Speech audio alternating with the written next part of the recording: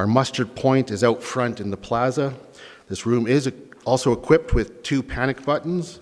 Washrooms are out the back door at the end of the hallway to your left. This meeting will be live streamed and recorded for public viewing. Anyone making a presentation or approaching the council dais or administration table will appear on camera. Lastly, we ask you to please turn your cell phones on silent. And we're live.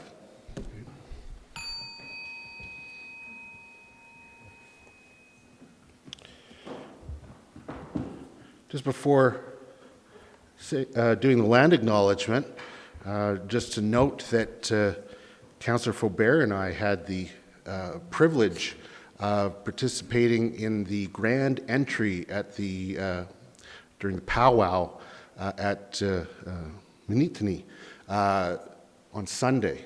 Actually, there were several grand entries. They have different sections of the powwow, and Sunday was the sort of like the finale. So the dance competitions and the drumming competitions were now at their finals and whatnot. So it was a big gathering.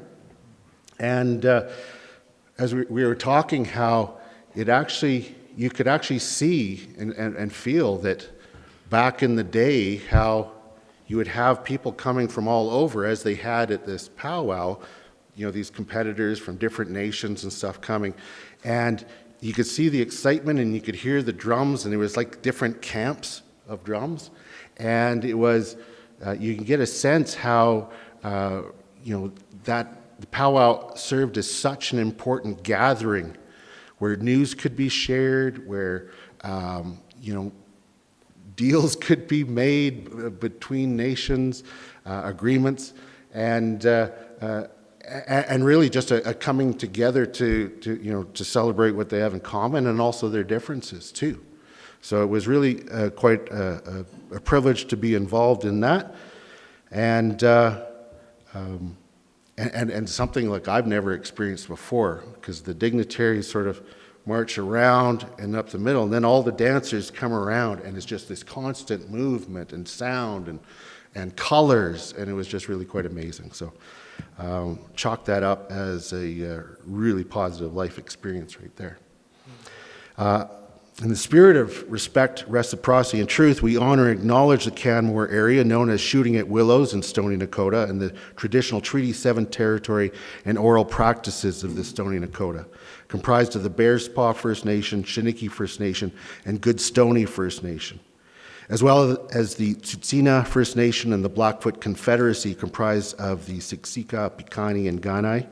We acknowledge that this territory is home to the Métis Nation of Alberta Region 3, within the historical Northwest Métis homeland. We acknowledge all nations who live, work, play, and help us steward this land, and who honor and celebrate this territory. And of course, this acknowledgement accomplishes very little on its own, and without action, these are mere words. Accordingly, the town of Canmore continues in its commitment to work to live in right relations with Indigenous neighbours and all people, and to advance truth and reconciliation. Turning now to the agenda for today's meeting, I would note that in items B1 and G1, the bylaw in question in the title is referred to as amending bylaw when it's not. So the word amending should be struck.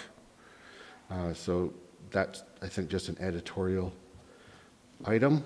Any other changes to the agenda? No? All right, then I will move approval of the agenda as circulated. All those in favor? Carried unanimously. And now we will move into the public hearing for the Clean Energy Improvement Tax Bylaw 2022-21. I call to order the public hearing for Bylaw 2022-21. The purpose of this bylaw is to create a clean energy improvement tax for those residents that successfully apply to the Clean Energy Improvement Program. The public hearing will proceed as follows. After I provide this introduction, administration will provide a brief summary of the matter under consideration to set a context for the hearing. Council will have opportunity to ask questions of administration after the presentation. Then I will invite members of the public to speak, and there will be an opportunity for Council to ask questions of clarification after each speaker presents. Once anyone present who wishes to speak has done so, then the minister will see if there are any written submissions, and then Council will again have opportunity to ask questions of administration before the public hearing is closed. And so with that, let's move to the administrative presentation. Ms. Fournier, welcome.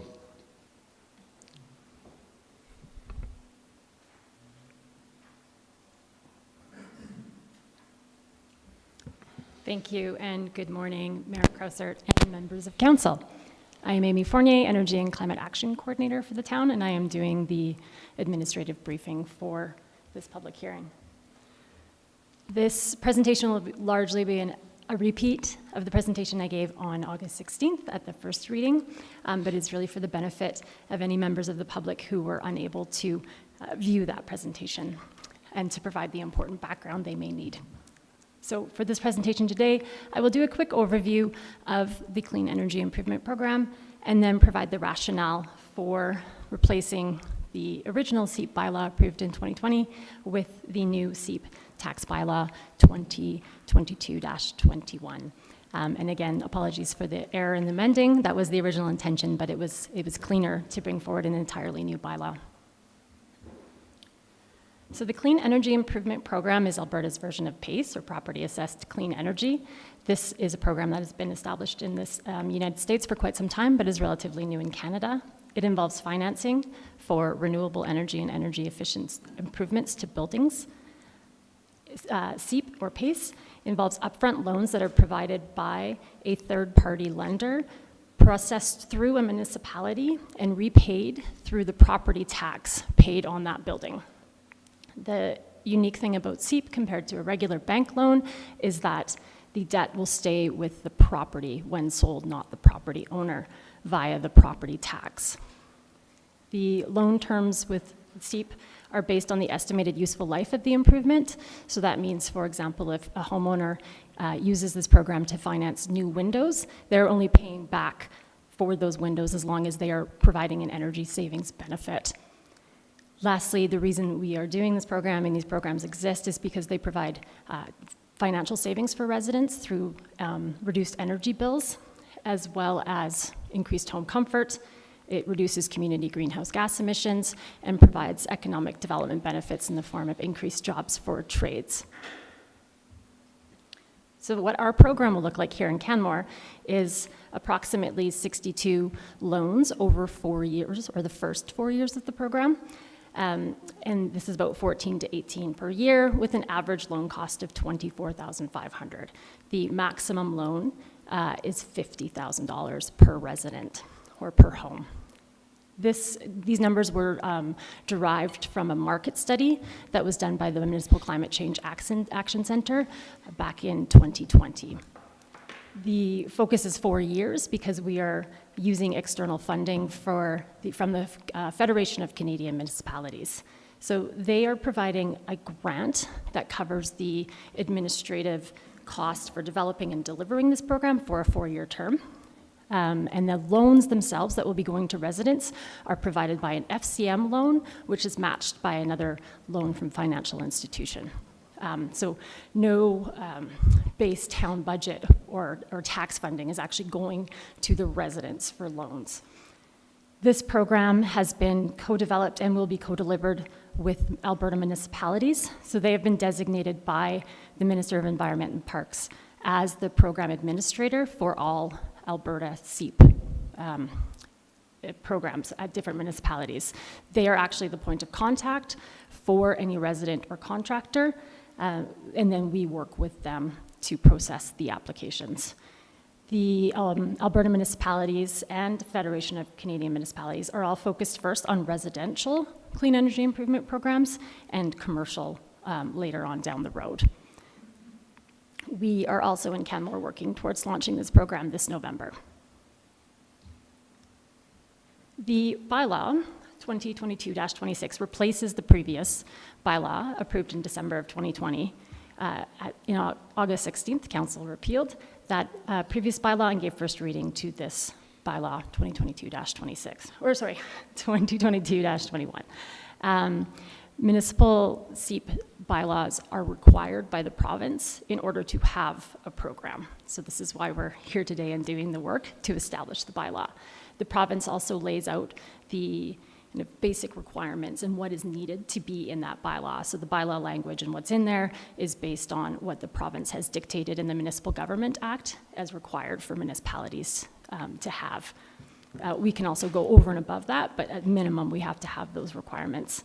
And I just wanted to note that while we are only focused on the commercial program at this, residential program at this time, it enables a commercial program in the future. So we don't need to come back with a separate bylaw to have a commercial program.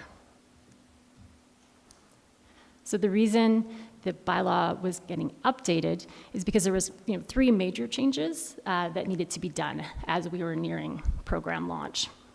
The first is that the Minister of Environment and Parks, since our original bylaw was approved, changed the program administrator from Municipal Climate Change Action Centre to Alberta municipalities.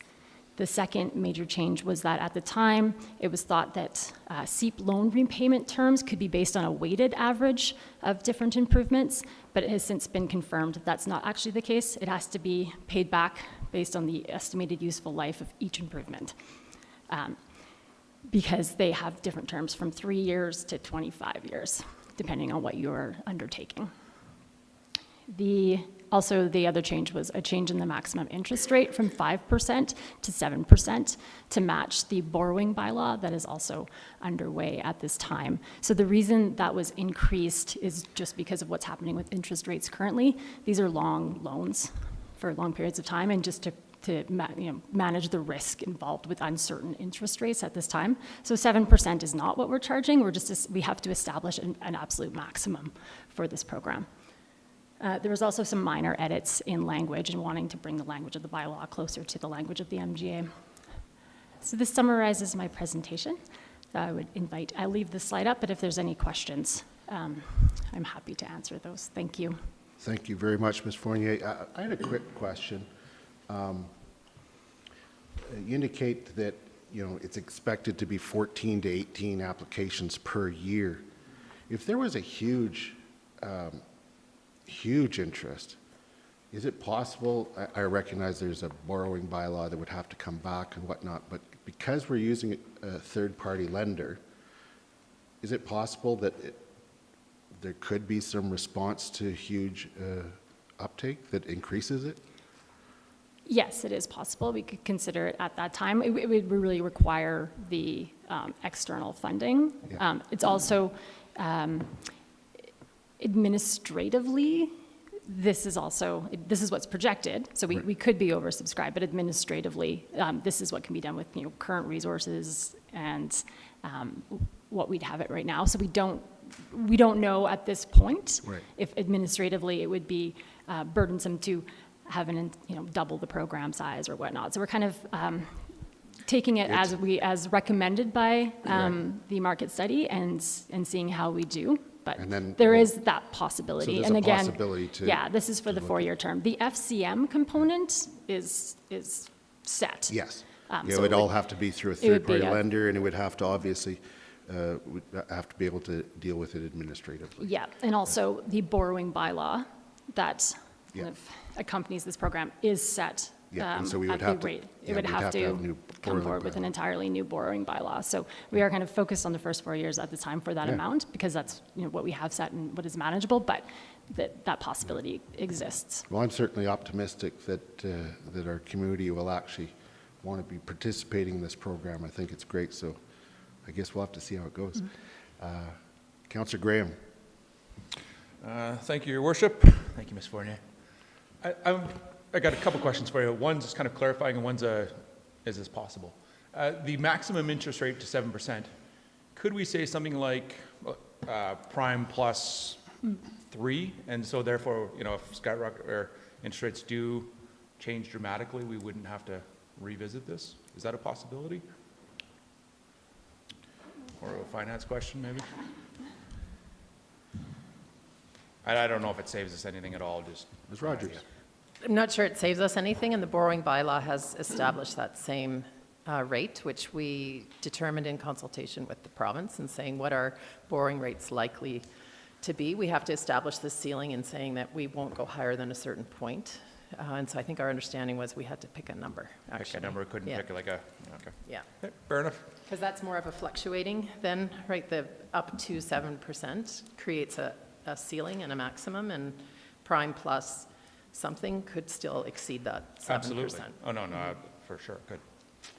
I'll just add to that point, and thank you for that clarification, that in addition, the bylaw is not the only terms and conditions that exist for this program. So we also have program terms and conditions laid out with Alberta municipalities that will be on the website and up front, and program agreements with residents. So there are more kind of documentation for how this is rolled out. And in that, we do have an actual rate for homeowners that is based on our borrowing rates. So it is a prime plus a certain percentage. I will also note that the FCM loan is being provided to us at 0%, and it's only the matching funding from the financial institution that has an interest rate associated with it. So our interest rate that we are charging residents is based on a kind of a weighted blending of the rates that will be charged.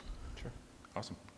And then for just kind of clarification and for public knowledge, we've got a fourplex and 4 different owners, and they want to come and they want to put solar on their roof and whatever. They can qualify for up to $200,000, so $50,000 per unit. Yeah, as long as they are separate units, they pay their own property tax separately. I think residential in our bylaws has less than 5 units, so small multi-unit residential buildings or townhouses, fourplexes can apply, but they would be separate. And then for buildings larger than 5 units? They would be considered under the commercial Commercial, program. when we get there, we get there. Okay. Yeah. Excellent, just so we all know. Thank you. Councillor Ma? Thank you, Your Worship. Thank you, Ms. Fournier. Any forecasting on when the commercial side of the program or the non-residential side of the program might kick in? It's difficult to say. In the coming years, Alberta municipalities has a staff person, or at least one staff person, working on it currently, and same with the Federation of Canadian Municipalities. So their funding program is only for residential programs, but they are working on commercial. So it would be a few years. Okay. All right. Thank you. Seeing no other questions. Oh, we do have one more question. Councillor Graham.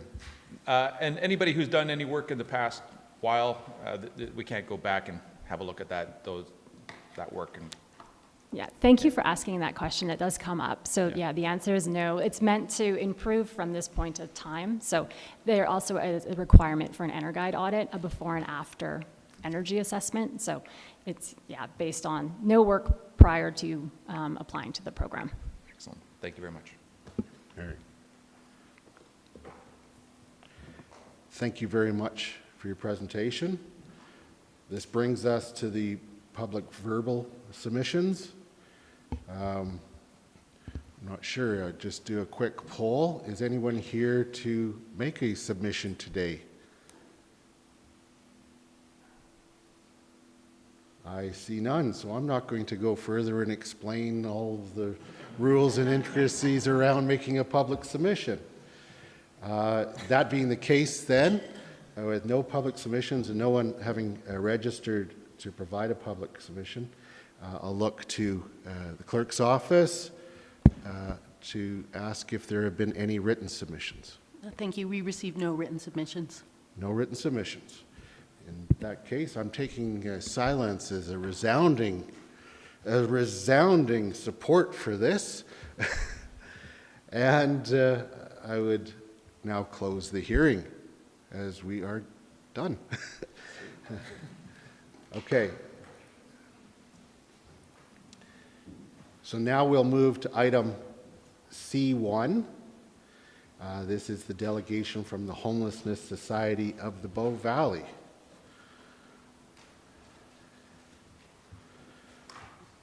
Welcome to council.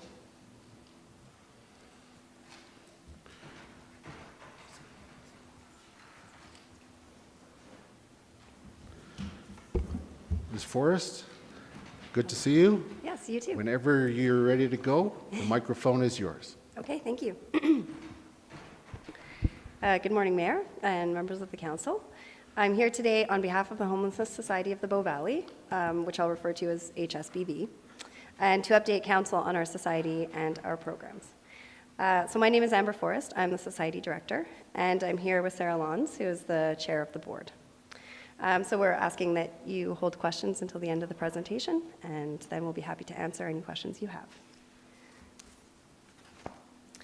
So who we are, so we're a community-based organization with a mission to support and advocate for individuals without shelter in the Bow Valley by providing low-barrier shelter and programs with the goal to build trust and facilitate individuals' access to the local system of care.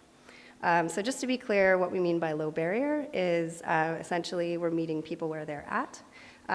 Requirements for entry are low or minimal, and so, for example, there's no requirement to have sobriety or to be sober to enter the program, as one example. And just to clarify what I mean by building trust is that some of these individuals are have accustomed to sleeping outside or haven't been part of some of the programs that we have in the Bow Valley and are a little bit hesitant to join those programs. And so part of it is building relationships, making connections, and building trust with these individuals. So that's part of our work. So to summarize, we operate an emergency shelter program and homelessness shelter during the coldest months of the year in Canmore and Banff. So a bit about our history. We started through the Community Social Development Department in the town of Canmore, and along with a local group called the Homelessness to Housing Coalition, also known as H2HC. The program was based on 2 homelessness estimation counts. These were funded by the Rural Development Network, or RDN. The homelessness estimation counts were completed in conjunction with the YWCA in Banff. And so prior to these estimation counts, homelessness and housing insecurity was not clearly understood for the Bow Valley. So these estimation counts helped us to better understand what that looks like. It also, historically, data has been shown in larger centers and not so much in rural communities. So this was some of the first data gathered for rural communities. And it shows that homelessness does exist in rural communities and that it does present a little bit differently than in urban centers. So for example, it's very hidden. Individuals may couch surf, they may sleep in their car, or they may camp in hidden places. So it isn't necessarily observable to the local public. So based on this data, the town of Canmore was able to acquire funding from the Rural Development Network to pilot a shelter in February 2021. The shelter was piloted for 42 days in February and March of 2021, and the pilot evaluation demonstrated that there was a clear need in our community. So the fall of 2021, the town of Canmore was awarded funding to create a society, that's us, and operationalize a low-barrier shelter, emergency shelter. So with this funding, we opened an outreach program on December 6, 2021, and an emergency shelter program was launched on February 7th, 2022. And in addition, we were able to start up a board. So we have 6 board members and 2 committees that were elected in December of 2021. The Homelessness Society of the Bow Valley has become an official society, and that was as of March 2022. So to give you an overview, we have 2 programs, the first of which is our outreach program. So this is essentially an after-hours phone program. So staff manage a phone line and a social media site and email from 9 a.m. to 9 p.m., 7 days per week. So staff provide callers with information on local resources, tips to keep warm, and on colder nights, emergency shelter in a hotel or hostel. Staff would also check on the guests in the morning who are residing in the hotel or hostel space. So we want to give a huge thank you to Rocky Mountain Ski Lodge and Canmore Downtown Hostel for supporting the program. They partnered with us and provided us affordable spaces for folks during that time. And from December 6, 2021 to February 6, 2022, the outreach program was the only program run by HSBV at that time. And during this time, 10 unique individuals were provided with 57 bed nights. When the shelter opened in February, the outreach program continued to provide hotel hostel nights, and the reason for this is because it was able to provide overflow. So when the shelter program and the beds were full, we were able to put people in hotel or hostel spaces. Additionally, if people were exhibiting COVID symptoms or illness, they could stay in a hotel room. So that was available to us. And then if there was a situation where somebody was feeling unsafe because, for example, just gender differences or things like that, then they could have their own space in a hotel hostel as well. So it gave us a lot of flexibility. From February 7th to March 31st, 6 unique individuals were provided with 13 bed nights through the outreach program in hotel or hostel. So just to clarify what I mean by bed nights, essentially it's a night that somebody has stayed in a hotel or hostel. So if you have 3 people accessing a shelter night in one night, you would have 3 bed nights, essentially. So in total, 16 individuals had 70 bed nights through the outreach program specifically.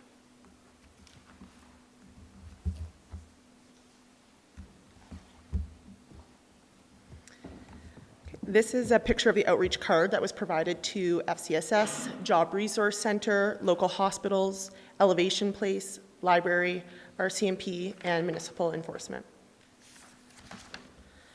So the second part of our program here is a shelter program, and this provides guests with a warm bed and a variety of other supports depending on availability, warm meals, snacks, socks, and coffee or food cards.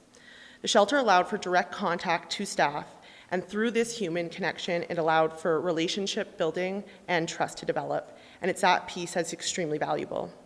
It allowed people without a roof over their heads to feel like they had a sense of home, which provides these individuals with dignity and recognizes them as community members. An example of how outreach and shelter work in concert is when I volunteered at the shelter late March, and when the doors opened, we were in an overcapacity situation.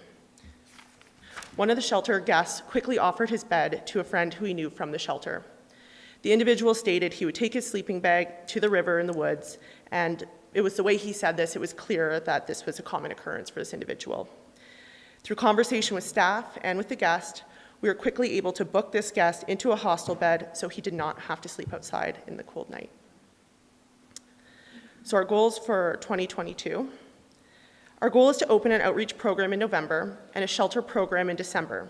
We would like to operate our winter emergency shelter till February 28th, 2022, and an outreach program all year long. To do this, we need space and funding. We've currently applied for 2 years of operational funding from the Rural Development Network, and the max amount of funding we can receive from the Rural Development Network is $70,000 per year. To meet our operational goals, our annual operating budget is $170,000 per year. We are currently exploring other fund development opportunities. Previously, our shelter was located in St. Michael's Anglican Church. This space was central and met the needs of our guests. A huge thank you to St. Michael's Anglican Church for their support and care. But St. Michael's is located in a residential building complex, and the late operational hours of the shelter was difficult for the residents. In addition, many of our guests are Indigenous, and there were concerns that the church may not feel like an inclusive space for them. HSBV is currently looking for an appropriate space for the shelter. So our request is the Homelessness Society of the Bow Valley is requesting that Council consider providing a municipal space to support shelter operations from December 1st, 2022 to March 15th, 2023. The operating hours would be from 8 p.m. to 8 a.m. daily.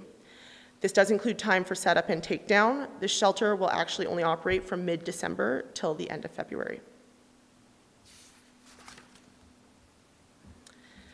So a big thank you to everyone on council. Our society is new, and we would not have been able to open it if it were not for the town of Canmore. Thank you for your support, and to us and those in our community who are without a warm place to sleep on cold winter nights. I will leave you today with a quote from one of our guests who said, "Having a shelter makes homelessness more humane." Thank you for your time, and can we answer any questions? Absolutely. First of all, what is your name? My name is Sarah. Sarah? Great. Thank you, Sarah. Appreciate your presentation, and Ms. Forrest, very much appreciate you coming today and presenting to us.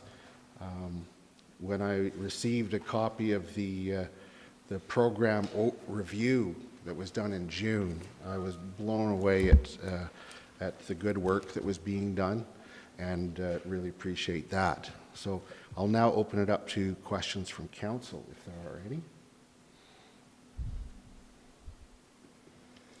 Councillor McCallum. Thank you, Your Worship, and thank you for your presentation, ladies. I had a question within your document. I heard reference to, or read reference to, the Bow Valley. So is this the only shelter space that's being run in the Bow Valley? Are we the catchment for Banff, Lake Louise, basically, to the reserve?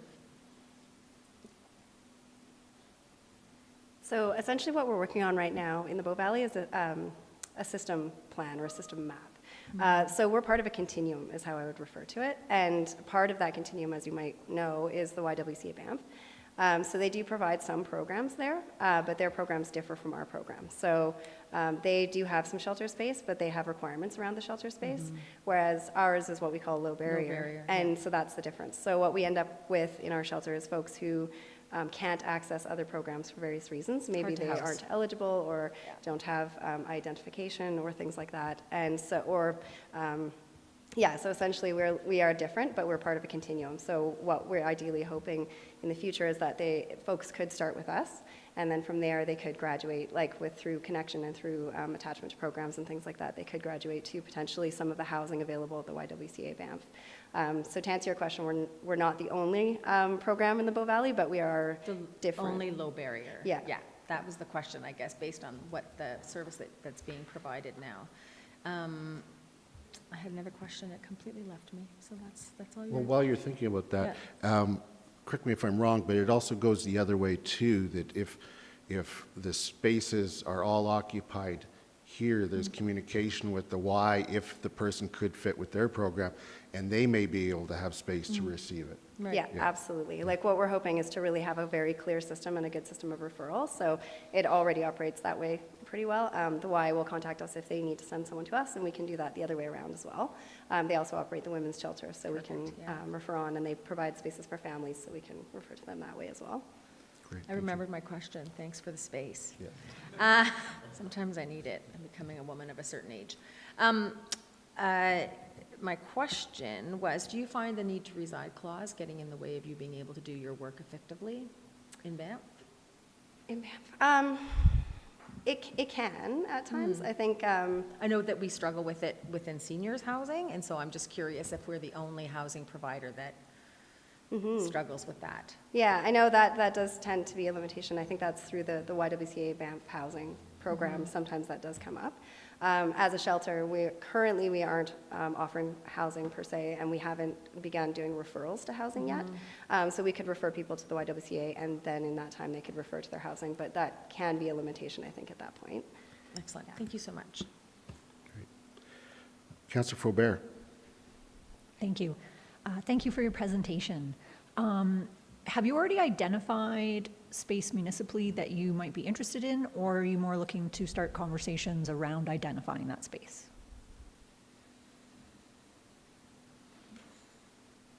Ms. Brown. Thank you very much.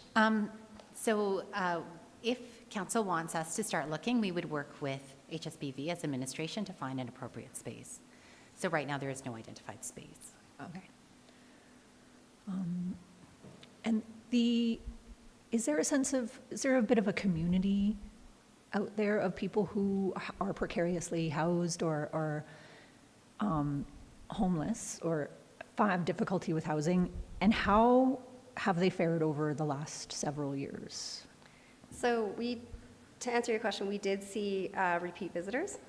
So we started to begin to recognize folks in the community. So they do exist, folks that would come back again night after night. And so we had to sit down with people at the end of the shelter program last year, and we asked a lot of questions of them. And one question was, if this shelter program didn't exist, where would you stay? And the response was typically quite hidden. You wouldn't necessarily see them, but they would say we would stay in garbage cans, we would stay in stairwells, we would camp outside, we would couch surf with family until we were no longer welcome, things like that. So yes, I would say I don't know about the word community, but there are folks who, we would see all season long, and that would be their alternative if the shelter wasn't available. Yeah, okay, awesome, thank you. Councillor Graham. A little bit of a follow-up question to Councillor Faubert's. Can you help me understand the space requirements that you are looking for? Yes, so essentially what we would call a MAT program. At the moment, we have essentially kind of camp cots is what's set up. So at the moment, we're looking for a shared space. It would be ideal. In an ideal world, we would have some separate space. So we do end up with, because it's low barrier and it's inclusive, it's open to anyone. We do have people of different genders staying with us, people of different backgrounds. So it is nice to have some separate space if people feel like they need that for safety or for what have you. So ideally, kind of a shared space, but then a separate space as well. Bathrooms and ideally showers would be really great. We do have a program where we can refer people for showers in other locations, but it would be nice to have something on site.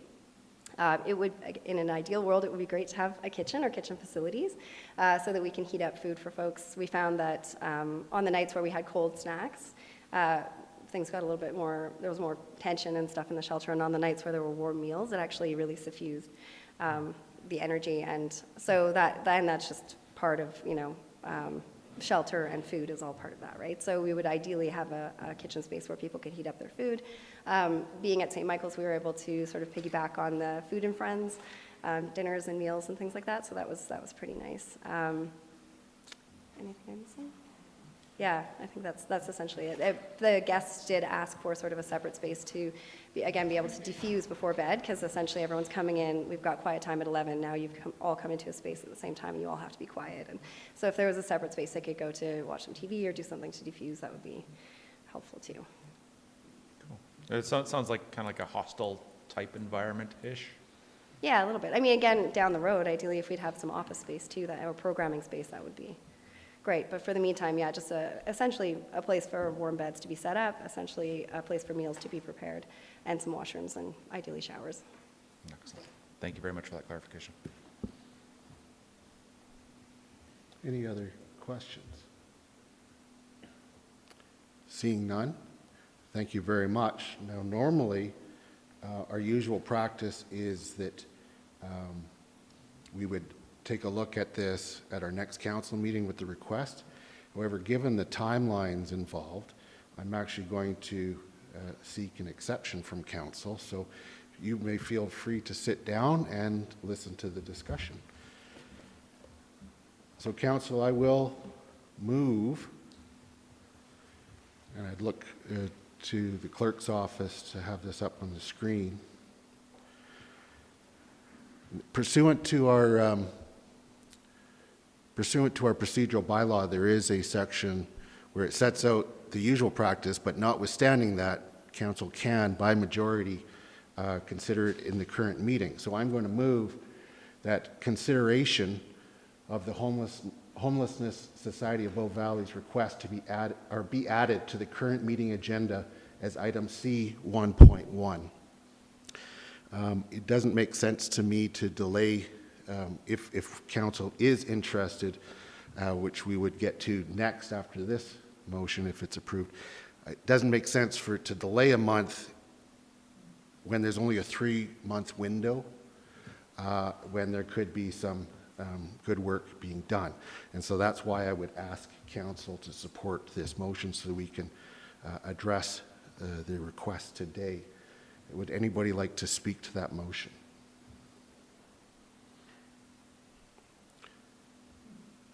Councillor McCallum? I'm not afraid to talk. So I'd be pleased to approve or support this motion, Your Worship. We've seen over the last 2 winters the real need that's come about, not only because of COVID, and even how people have been able to shelter themselves during COVID when they haven't had enough. And it's made it even more difficult, a difficult job even more difficult, quite frankly. So I believe that the sooner we get on trying to find space, if there's space available, the better. I'm hoping that outside of the town, there's maybe provincial space that we can look at as well. But I think that I agree with you. Postponing this for another 2 months doesn't make any sense. The sooner we can start giving administration time to poke around and find out what they can find out is the better. So I'll be supporting this. Thank you. Thank you. Seeing no one else wishing to speak, I'll call the question. All those in favor? Carried unanimously. So now I'll move to item C 1.1, which is the Homelessness Society of Bow Valley's request. And I move that the Homelessness Society of the Bow Valley's request be referred to administration for review and recommendation. I echo the comments made by Councillor McCallum. Often communities don't like to admit that there's homelessness within their community, but there is, and it's dangerous to have that in an environment such as ours, when you can get fatal cold. And it's also not necessarily the answer because of sending people away out of the community. Often there's a regional approach that's encouraged, and the answer is, well, put them on a bus or drive them to Calgary, and then access a shelter there. But that's not helpful if the person actually does have some connections and some other forms of support in the community, whether they be personal or professional or medical. And it also gives them an opportunity to stay in place while they determine their next steps. When one is outside merely surviving, you can't really turn your attention to matters of what's the best next step for me. You're simply looking to make it through the night. Having a roof over your head and access to some warm food changes things entirely. And after a few nights, you might be able to, a few nights or a week, you might actually be able to get to a spot where you're no longer absolutely in survival mode, but you can actually turn your attention to what's next? What can I do to change my situation? Well, there will be some that they're perpetual. For many, it's a change in circumstance has happened in their life. Something suddenly has happened where they've lost accommodation or have been unable to stay where they are, and they need some time to work through that. So I believe that the best way forward here is now to put this in the hands of administration to work with the Homelessness Society of Bow Valley to see if there is some space that can be found within municipal facilities or otherwise. And I do recognize that while St. Michael's had been, it filled a gap when nobody else was able to or willing to step up. It's certainly not a perfect space. It's tough to have that division of gender where needed. It is a religious institution, which is uncomfortable for many. And it also was, in a residential environment, and there were no showers and that sort of thing. It's just there's a number of things that well, it filled a gap. It was far from ideal, and if this is going to have a real positive impact in the community, it has to be able to have a better footing. So I would ask you that you support this motion, and I'm turning now to Councillor Faubert. Thank you, Mayor Krauser. I will speak in favor of this motion. I think that this is work that we absolutely should be doing and supporting in our community. We're experiencing a housing crisis, and what that means is that at very specific points along the housing spectrum, there are problems and we need solutions.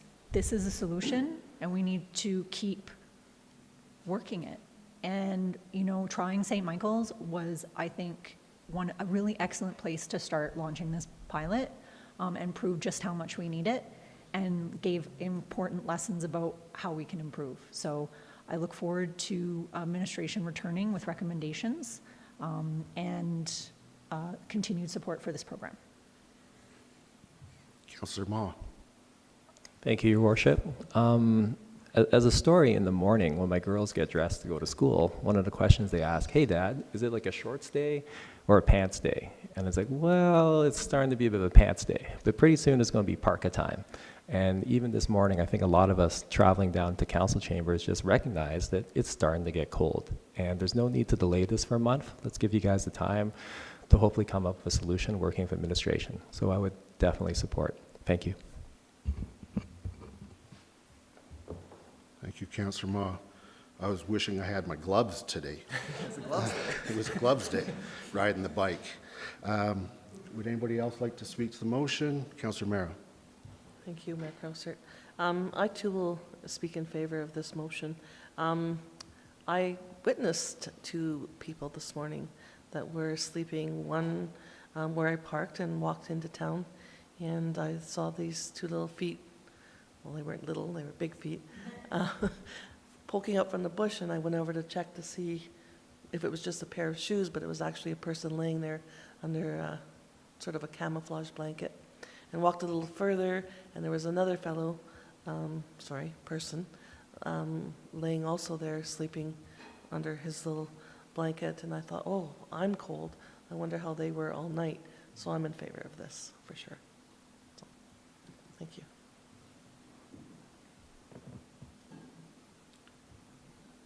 Seeing no others, I will call the question. All those in favor? Carried unanimously. Thank you for your presentation, and I'll leave you in the hands of Ms. Brown.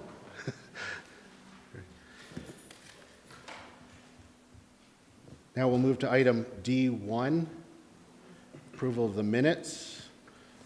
Looking to see if there are any errors or omissions.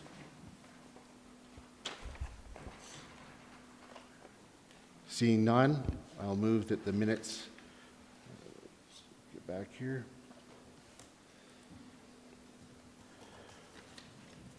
I'll move that the minutes of August 16th, 2022 regular meeting of council be approved as circulated. All those in favor? Carried unanimously. And now we will move to item G1, which is the Clean Energy Improvement Tax Bylaw 2022-21. And I will move that council gives second reading to the Clean Energy Improvement Tax Bylaw 2022-21. I believe that this is a really important program. It's going to allow people to do things that they want to do to make their house more efficient, to reduce GHGs, to do their part. And often what stands in the way of that is being able to get financing for it, or be able to access something that will actually go with the land, so they're not paying off a loan that if they sell in 10 years and there's still 15 years on the program, they've only paid for that 10 years that they've used, the 10 years of useful life there. So I definitely will be supporting this program, and when it launches in November, I'm very interested to see what sort of take-up there is over the coming months, so that people can start either replacing that furnace or putting on the solar panels or whatever it is that will improve their living situation while reducing their energy use. Councillor Faubert. Thank you, Mayor Crowsert. I would be happy to support second and third reading of this bylaw. I am grateful for administration working hard on this project and bringing this program to launch. Updates to the bylaw were needed and are in line with changes and expectations from the province, which kind of has paved the way for this to happen. I'm not sure people realize, but there's only a handful of towns in Alberta that have gone this far, have reached this point, or have even launched. So we are definitely living our values, and I think enacting our strategic plan through continuing down this road. Thank you. Councillor Graham. Thank you, Your Worship. I too will be very supportive of this program. I think this is an excellent move forward by administration. I echo Councillor Faubert's comments. I really like the fact that it can be pooled. You know, I live in a fourplex, and we've been looking at geothermal for about a year now, but it's outside a lot of people's budgets, and I'm really happy that we'll be able to pool that money together. to make an important project like that happen. We're all about to replace furnaces, so it's great timing. I hope uptake on this program is well received by the community, and look forward to seeing what happens statistically there. Councillor McCallum.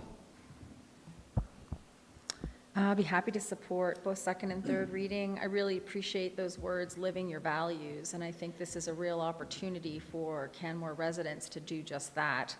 As we know, 60% of our GHG emissions come from buildings. That's our biggest thing we need to tackle. So this is an example of how we can recycle older housing stock and make sure that they are energy efficient for the future and contributing to the reduction of our GHG emissions. I'd be happy to support this. Thank you. Councillor Mera. Thank you. I too will be supporting for second and third reading, and I think everything has just been said, but I just give Amy a heads up. But I know of 4 or 5 people that are really been looking forward to this program getting launched. So, Councillor Ma. Thank you, Your Worship. Absolutely happy to support this program for second and third readings. I feel if we can get the residential uptake on this program proven, which will be awesome, the proof of concept will then quickly tunnel into the next piece, the commercial side, which is also another big part. So let's get going. Thank you. Thank you. And I'll just add a further comment, also appreciation to FCM for the funding, both the grant and the interest-free loan. Because of that interest-free loan, the rate that we're going to be able to pass along to successful applicants of the program is less than they could access in the banks. So it's a bonus in that regard as well. And thanks to Alberta municipalities for their role in being the provincial coordinating body. Seeing no other comments, we'll get to voting on second reading. All those in favor? Carried unanimously. I'll now move that Council give third reading to Clean Energy Improvement Tax Bylaw 2022-21. Is anybody wanting to speak further? Seeing none, I'll call the question. All those in favor? Carried unanimously. Thank you. We'll now move to item G2, amendments to the Canmore Planning Commission. Ms. Smithers.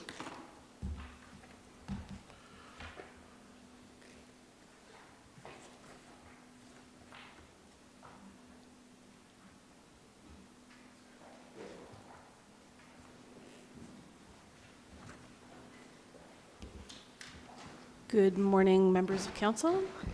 I'm here today to speak to some amendments that administration is proposing to our Canmore Planning Commission. Currently, Planning Commission is composed of 5 to 7 people. 4 to 6 of those are public members and 1 is a member of council. Current eligibility requirements are limited to an age limit and then residents in the community. And there's no requirement currently for subject matter expertise. What we've found over recent years really is that the types of applications that go to Planning Commission tend to be pretty significant in the community in terms of their scale and impact on the community. And it increasingly can present some challenges to Planning Commission members who don't necessarily have the subject matter expertise to consider variances being requested or just know the questions to ask on the impact that these projects could have in the community. And I know that this is a bit of a frustration voiced by some Planning Commission members and as well has increasingly become a concern for administration as well as industry members whose projects end up in front of Planning Commission. So we looked at really 3 approaches to addressing this. And sorry, I should back up a little bit. Just the reason for this coming to council today is as you head into the organizational review meetings in October, when you're appointing new members to boards and committees and commissions, we thought this was a good opportunity from a governance standpoint to review the composition of CPC and make any changes that might need to be made heading into that organizational meeting. So we considered three alternatives. The first was just the status quo. The community voice in planning applications is valued, and we want to be able to bring that to the applications that are being considered. So it's not that the current composition of Planning Commission doesn't have merit. It does have some, and so council could fully choose to continue with the status quo. We also looked at an option of not having a planning commission. In reviewing some of the other communities about the same size or a bit bigger than Canmore, we have found that many of them don't have planning commissions. So that, and the decisions on planning applications are really just left in the hands of the subject matter experts in the administration. So that is another option that could be pursued. And then lastly, we looked at changing up the composition of planning commission members to include subject matter expertise. And that is the alternative that we thought had the most merit at this point in time. So what we're proposing is some amendments to the bylaw to change up the composition to include the General Manager of Municipal Infrastructure as chair of the commission, and the General Manager as chair is really there to keep the discussion focused on the planning merits of the applications that are in front of the commission, and would only vote in the case of a tie of the other members. We'd look at having two council representatives. This was actually quite common in the municipalities that did have planning commissions still. They tend to have two council representatives versus one.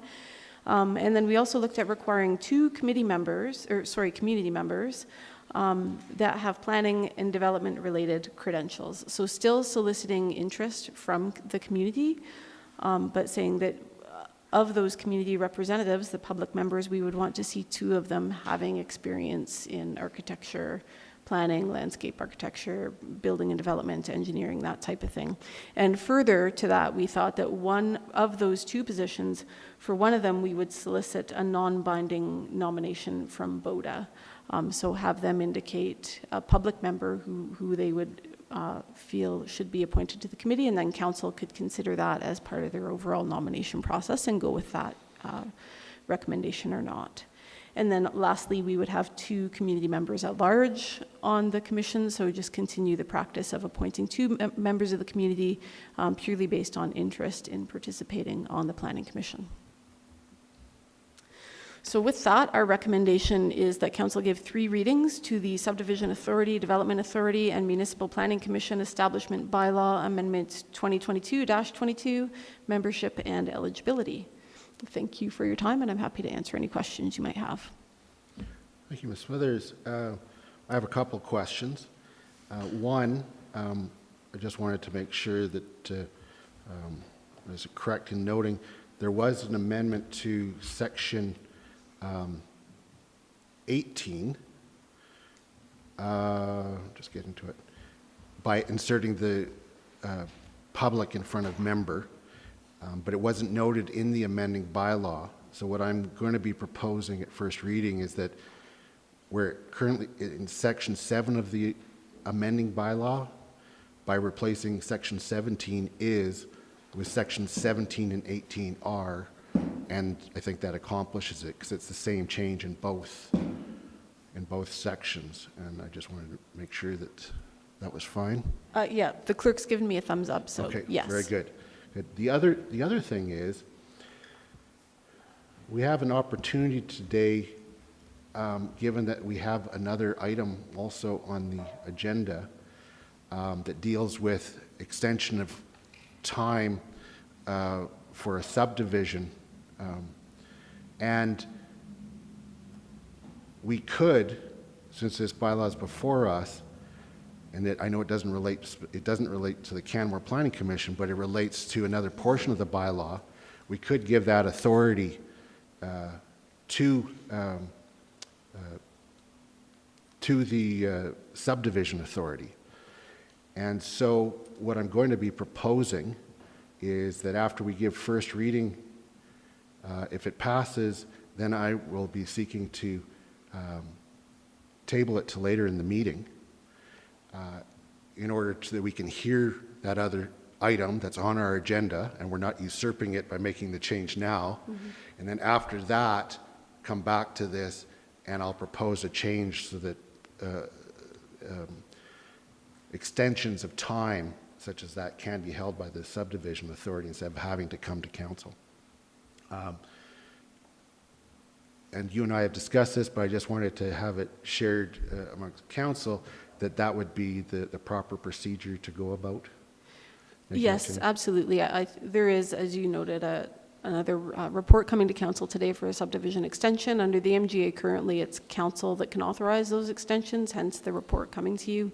At the same time, we do recognize from an operational efficiency point of view, it's an extra step that the subdivision authority could just as easily be delegated.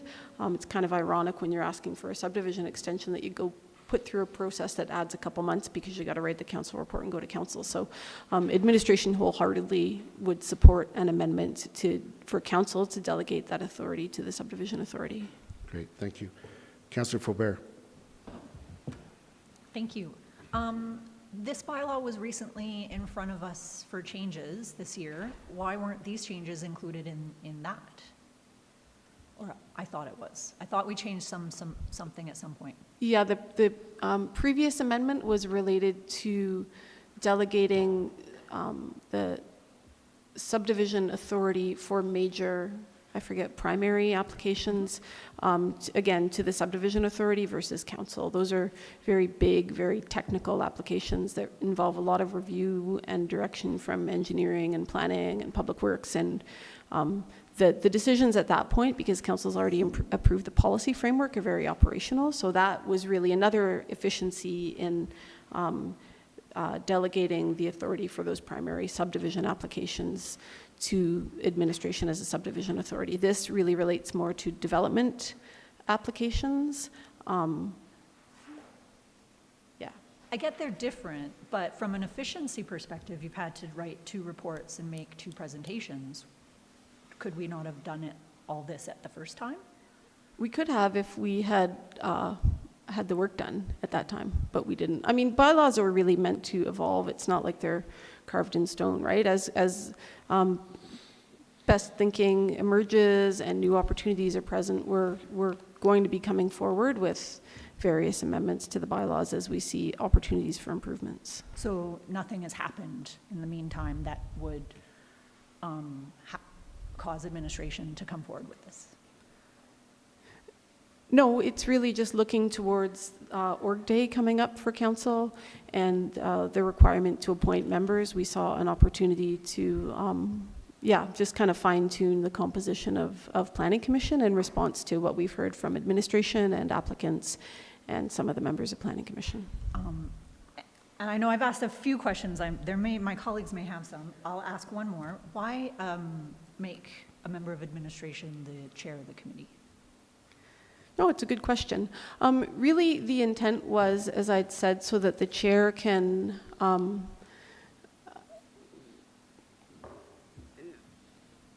trying to find a way to say this, sorry. It's still Monday for me. It's really to give the opportunity for the chair to ensure that the topics and the matters being discussed by the commission stay on the path of the planning merits of what's in front of them. And just bring that lens to it. So as I've said, that's really, so the chair can show up, I think, in a bit of a different role and function than it has in the past. And really in that sense too, that's where the chair would only vote in the case of a tie. So are you suggesting that currently the chair doesn't fill that role? I think sometimes when there are members of planning commission with more of a general community lens, the line between an actual planning merit that should influence a decision and what might not be a planning merit gets a bit blurred. But aren't these also somewhat discretionary political decisions, as oftentimes what ends up in front of a CPC is something that there's disagreement between the applicant and planning department on? Not really. The applications that tend to show up in Planning Commission tend to be larger applications or applications where variances are being requested. And in those applications, the statutory framework of policy and bylaws passed by councils are still enforceable and in effect. I'm going to move to Councillor Hillstad now. Thank you. Thank you for the presentation. With regard to the 2 community members with planning or development related credentials, are we trying to look for people that are in Canmore but aren't doing work in Canmore? Because I know in the past CPC has had issues where someone, basically their applications kept coming forward, so they had to keep recusing themselves, so they weren't actually doing the meetings because their buildings were the ones being brought forward, so they had the credentials for it, but they couldn't actually partake in the meeting because it was conflict of interest. So I just curious with that part of it, like, are we trying to find people that, you know, they may live in Canmore, but they may work outside of it so that we're not worried about their applications coming forward? Or is it just going to be, if it does, it's a one-off and it is what it is? Just, you can speak to that a bit. Yes, thank you. I would hope that individuals who are submitting their applications for consideration would be taking that into their own consideration in submitting or not. There is an architect on Planning Commission currently. I think generally they've been able to participate in the discussions and their perspective has been very valued, and I would fully expect in those instances where they would see themselves in a conflict of interest, they wouldn't attend that meeting. I don't really see that changing. This was prior, this was a couple years back. There was just one person that were building a fair bit and they had to keep recusing themselves, and then they just ended up not applying further because they took that into account. But at the time, it was causing a bit of issue. I'm not sure if it caused any quorum issues or anything. I just know that there was multiple meetings where people couldn't attend. So I think it's a really good point, and I would say also that our planning manager in vetting the applicants would likely be flagging that for them. And I'm assuming her light was on and she was just about to say that. Sorry for stealing your thunder, Ms. Miller. But yeah, that would be a consideration in putting recommendations forward to council. And next question would be, you mentioned within the report that there has been, not a lack, but there's been less applications coming forward from community members for CPC. Like, it's starting to dwindle because in your alternative analysis that, you know, with regard to just scrapping the CPC and just making it administrative, that was part of the concern. So if we see that going into this or review, like, what again, we've just come back potentially if we don't get many applicants or if we can't fulfill these credentials, just what would happen if, say, we can't find 2 members with planning related detail or credentials? So we still have the range of the kind of membership. So I think right now it's 5 to 7 members. We have 5 now because we couldn't fill that quota. So it is part of the reason that we have some flexibility in the total number of people that get appointed. I did want to flag that because we have seen it can be harder and harder to recruit applicants who can fill the position, and through the vetting process we're comfortable with putting their names forward. So I don't see it being an issue in the short term. I just wanted to flag it for council that, you know, these committees are a pretty significant contribution and requirement of volunteers, and we really value the volunteer input that we receive on them. And we also recognize that I think sometimes the expectation or the time commitment can be overwhelming, and in some cases it can influence whether or not people want to participate. So I think for now we're good. If it continues to be a problem, then yes, we would probably come back to council and have a different discussion. Thank you. And then I just have one last thing to point out, just section 16 of the bylaw. There was a change from crossing out town employees and changing it to members of the Subdivision and Development Appeal Board are ineligible to be public members. It's very nuanced, but basically by adding that public members, it then means that according to this bylaw, technically members of the council reps could be on both, even though the SDAB bylaw says that they can't. So that may need some critiquing, some changes. So I guess what you're asking is, would it be appropriate to, in section 16, the amendments to to not insert public. That's in front where of I was members. thinking would be Yeah. the simplest. But Okay, so you can, That would work for me, yeah, and oh, sorry, clerk. That's why I don't answer the clerk questions. Ms. Hyde. Thank you. The amendment was meant to also include the general manager of municipal services. So I would actually, infrastructure.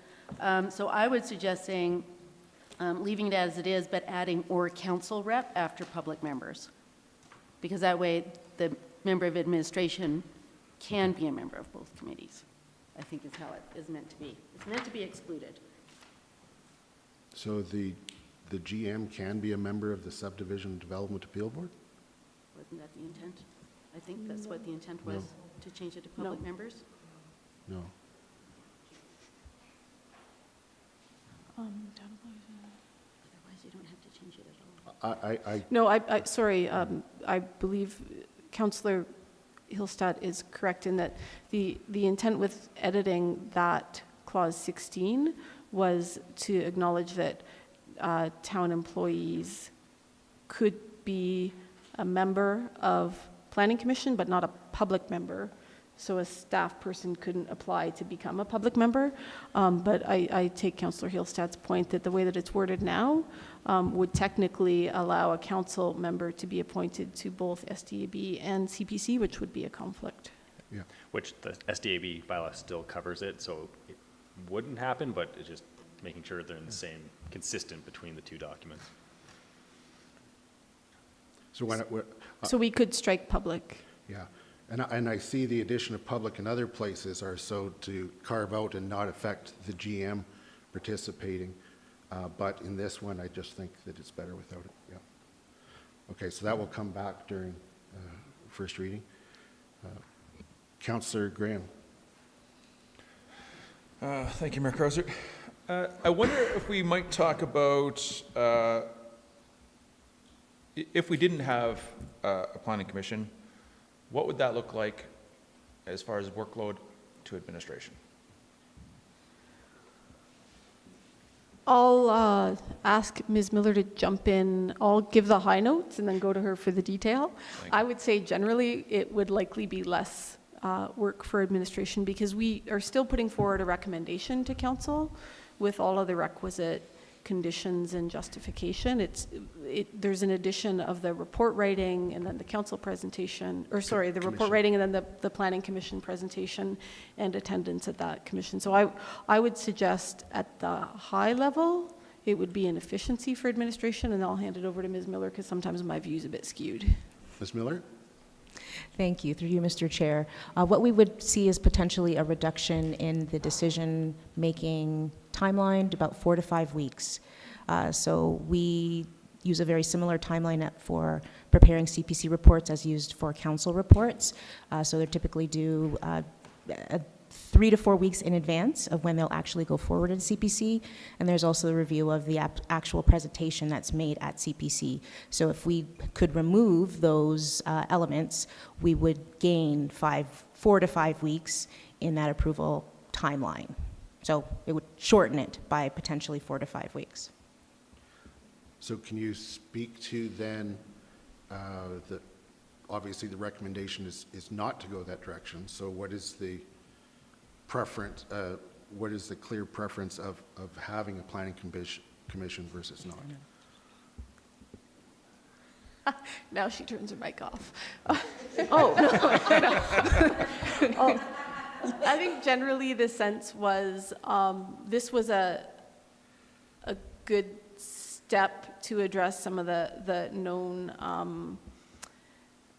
I guess, challenges being faced, and trying to find that balance between getting the subject matter expertise onto those bigger planning applications where variances are being requested and need to be considered, and then still reflecting the kind of traditional value of the community in the planning and development process of being able to represent and reflect that kind of community voice for those decisions. And I don't know if Ms. Miller has anything else to add. Through you, Mr. Chair, I would say that internally we are continuing to look at efficiencies, and one of the elements that we're currently reviewing but weren't able to get us into this particular report due to timing is the actual types of applications that go forward to CPC and being more explicit and clear about what those are, because that is feedback we've received from Planning Commission members, is that they're never quite sure what they're going to see because some applications that they think will come to CPC actually are approved administratively, and then vice versa. Applications that come to them, they would have thought would have been dealt with administratively. So we are looking into kind of focusing what goes to CPC, and based on that review, we may come back with some further recommendations on how we move forward. But that requires a little bit more time, a little bit more digging before we come forward with a recommendation, but it is something that we are exploring. So this is kind of an interim measure until we can conclude that work, because as many of you know, we are short-staffed right now. So we're doing the best we can to find the efficiencies with the staffing capacity we have and continue to move efficiencies forward when possible. So what we're looking for today is, do we change the makeup? But at some point in time in the future, administration is considering not having a CPC. We could be considering that in the future if we do see that there's still challenges in soliciting sufficient interest. And I would also say, I think that's a bigger discussion. The step from having a planning commission to not having one is a bigger, we need to get more voices at the table for a change of that nature, yeah. Hence why administration wants to do the work before we come forward with that type of conversation, because it will be a significant shift from what we're currently doing. Councillor Ma. Thank you, Your Worship. Thank you, Ms. Smitters, for your presentation here. I'm looking at some of your comparable other municipalities in the table here. For example, Airdrie, 2 councillors, 7 citizens. Red Deer, mayor, 2 councillors, and 4 citizens. Calgary is the one that has 2 administrative staff on their commission. Would you happen to know what the roles are of the administrative staff in Calgary's commission? Like, are they to the point of the chair? Yes, because I used to be one of those positions. There are 2 administrative staff. They are the general managers of planning and transportation, as it says in there. And one of them, I believe right now they alternate, the planning general manager or director, whatever the title is now, would be the chair. And then the other representative is just a member of the commission. I don't recall offhand, sorry, if the administrative position that isn't the chair is a voting member or not. But I do know the chair votes in case of a tie. I'm sorry, say that last part again. The chair does. The chair, which would be the GM of planning, let's say, I'm not sure if that title is correct, but would vote in the case of a tie. And that's the format in Calgary? Yep. Okay, thank you. Councillor Faubert. Thank you. The staff report said BOTA supports the proposed changes to the subject matter expertise on the commission. What was their feedback on making a member of administration chair and the tie vote change? Is that something that we spoke to them about? I had conversations around the general changes that we wanted to make, and I didn't hear any opposition to it. I think Ian's right behind me, so. I would say he was good with the changes. Yes. I don't know if you can without. I don't know if that's Councillor Wright. procedurally correct, so I was forming my question to admin. Yeah, okay. But, I will say BOTA would also be interested in a conversation about not having a planning commission as well. And then in the analysis of alternatives, there wasn't an alternative to not making the general manager the chair. If that were to come out of the bylaw, would the recommendation then be to go back to a tie vote as defeated? Sorry, I didn't hear the last part of that. Would the recommendation then be? Because I believe that the addition of that, part of the reason, you know, was related to a tie vote. So if a member of admin was not the chair, would the chair as chosen by the CPC then best be the person to determine a tie vote, or a tie vote be defeated? Of those two alternatives in that scenario, is there a preferred outcome?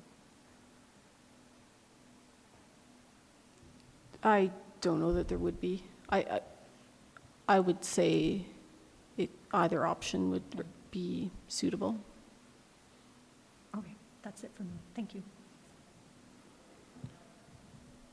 All right, seeing no other questions. Thank you very much, Ms. Smithers. Thanks. I will then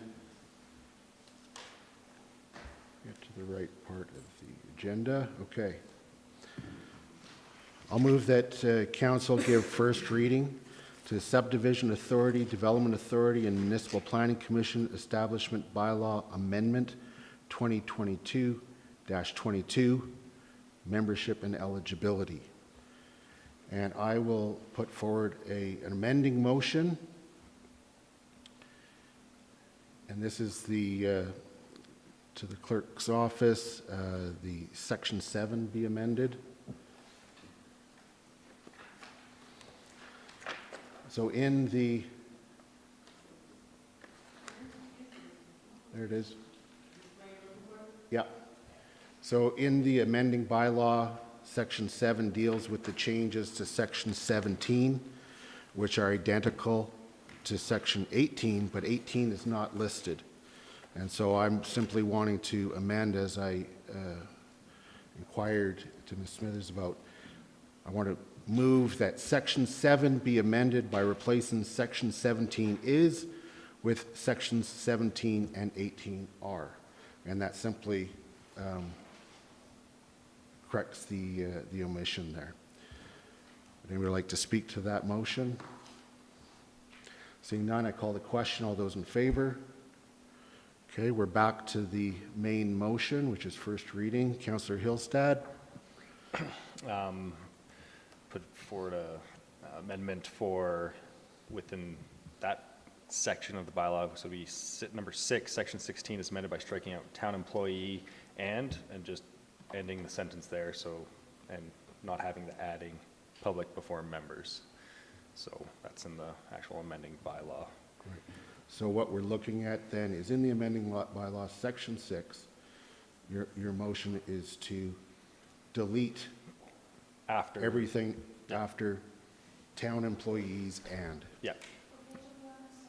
That's 60. Page 60 of 207. Yeah.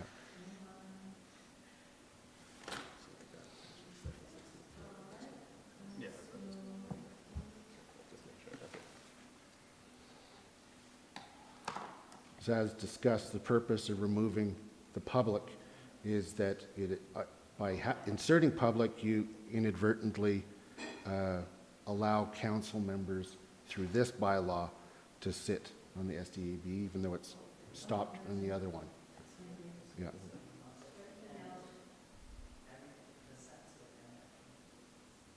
Yeah. Okay. Employees and brackets.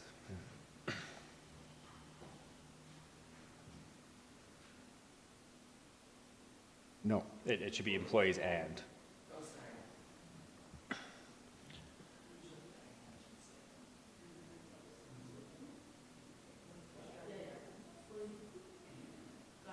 There you go. Okay. So that's the motion before us. I support this. It once again just clears up an error. Would anybody else like to speak to the motion? Seeing none, I'll call the question. All those in favor? Carried unanimously. So we're back to the main motion, which is first reading.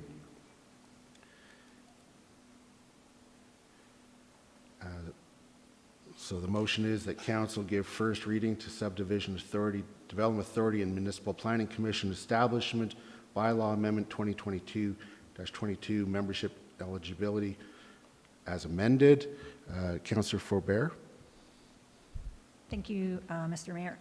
I've prepared an amendment, but I didn't do it to the bylaw, I did it to the amendment,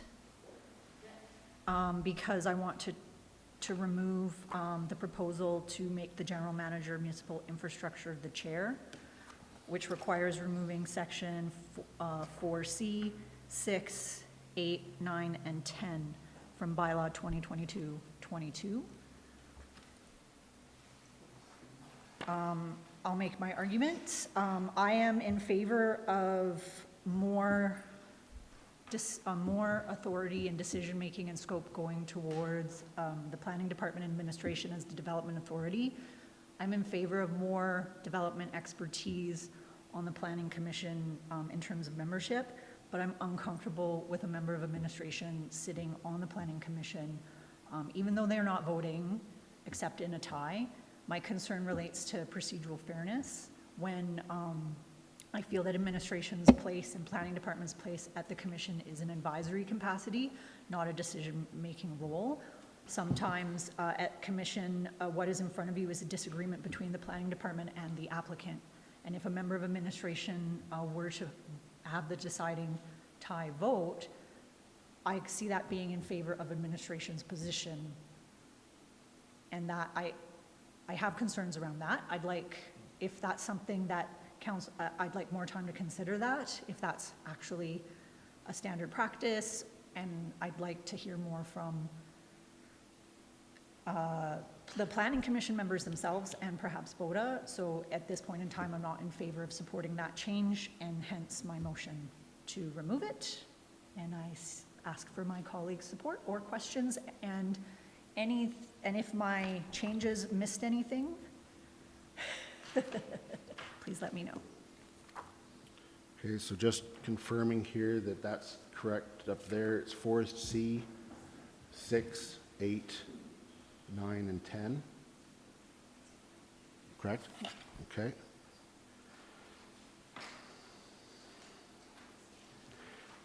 Now, I'm not in support of this proposed amendment.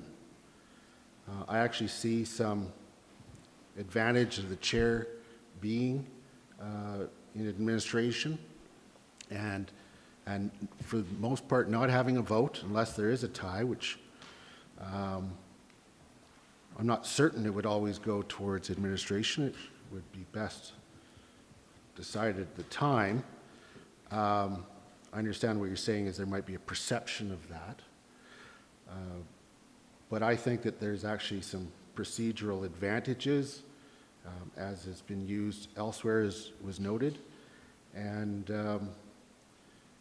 I think not having a vote, except in the case of a tie, does a lot to protect against that as well. So I'd like to leave it, those sections as they are. Councillor McCallum. Thank you, Your Worship, and thank you, Councillor Faubert, for asking these questions. I don't think I could support your amendment, though. I think what we're talking about is questions of governance.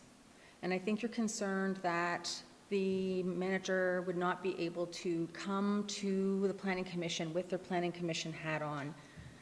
But we're still trusting the in-public members, and the BODA member would be able to come with their CPC hat on. Ultimately, this bylaw is council's, and if we find in a year that it's not working, this bylaw can come back to us and we can change the makeup itself.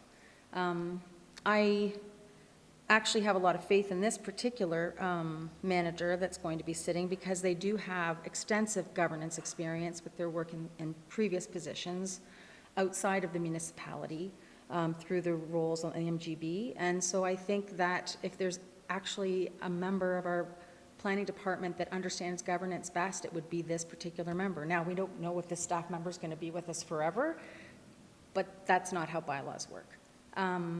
So I think at this point, and I understand your concerns, if we're able to trust the rest of the membership makeup to be able to put their planning commission hat on, we should be able to trust this particular manager's role to be able to do that as well. And if they can't, maybe you have the wrong person in that role. But I think at this point, I will stick with the bylaw as proposed. Thank you.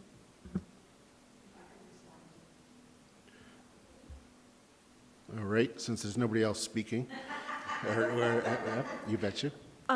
If a member of the commission were to see an application in front of them that came from their business, they would have to recuse themselves. And so I agree with you, and I'm not saying this has anything to do with any individual's ability. It just creates a concern around getting to the best decision for the community, for me. And because sometimes at commission, you are being presented with two sides, and one side is the planning department's recommendation. So if the other side is a business that's related to another member of the commission, they would have to step aside. So there's, I get, and that's just it. As council members, like, we aren't, like, we're like a board of directors, like, we aren't a direct employer of staff. So when we're on commission, there's less of a, I think, of a conflict there. So I appreciate the thoughts, and I'm definitely not, I'm open-minded to it, but at this point in time, I'm not comfortable. But the will of council will be unveiled soon. So, I'm so excited. So I would just add that in response to what you've just said, there is a different situation with the business, with them having a potential pecuniary interest, and that's usually the major driving force. If there's a perception of bias, it's good to bring that up, but just like council members sitting on assessment review boards or SDAB or whatever, they're often seen especially in assessment review boards, where they're seen as being connected with the town, and they have to put on their assessment review board hat and be able to differentiate in that. So I do think that there's a difference in the scenarios that you put forward. Would anybody else like to speak to this amending motion? Seeing none, I'll call the question. All those in favor? Opposed? The amending motion is defeated with Councillors Ma and Faubert in favor of the amendment. I'm not sure how it would get worded, but I think you know what I mean. Okay, so we're back to the main motion, which is the first reading as amended. Speaking to the motion, I believe that these are really good changes to refine the Planning Commission's makeup, and it's the right time to bring it forward given the organizational meeting that's coming forward. And so I would definitely support first reading. Anybody else like to speak to the motion? Councillor Hillstad? I will also support first reading. I think the changes will create a stronger committee. Just trying to actually have a couple committee members, like we've been lucky in the past where we've had just through organic process getting people with experience, but this way we're actually searching to get those people. So I think that it'll be good that way. I like the changes and I will support it. Councillor McCallum? I'll be happy to support first reading. I think, you know, it's been interesting to watch the makeup of CPC and SDB over the years, the people that have participated. Long before I was elected, my husband, a cribber, sat on CPC and SDBAB and alternated for 8 years. Talking to him now, do I think he was probably the most expert person to be on SDAB and CPC? Not so much.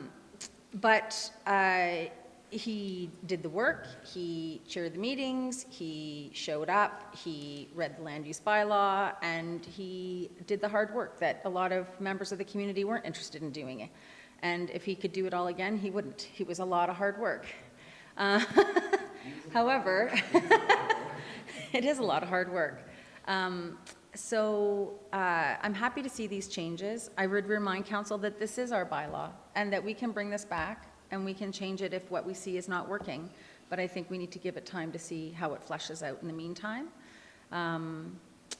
I think that there's sort of a understanding of the public of what CPC and SDAB folks are and what kind of expertise they have. And I think this will actually hopefully start meeting their expectations in the future. So thank you.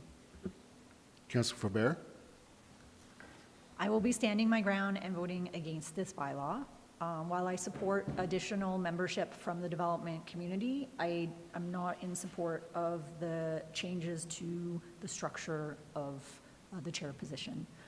I think that for the last 20 years, we've seen lots of significant scale and important applications, and we've had many people who have qualified, held the chair position, and done a job well. I don't think that we need I think that that could continue, and I am concerned that even though we did have conversations with BODA, this was not part of that conversation as a direct conversation. So I'm just going to stand my ground. Here I am, alone in the corner. Thank you. I'm not certain that that's what was said, that BODA didn't have the direct conversation. I think it was said, that, and the way I understood it, is that the concept would be put forward, and this is part of the concept, and there was no,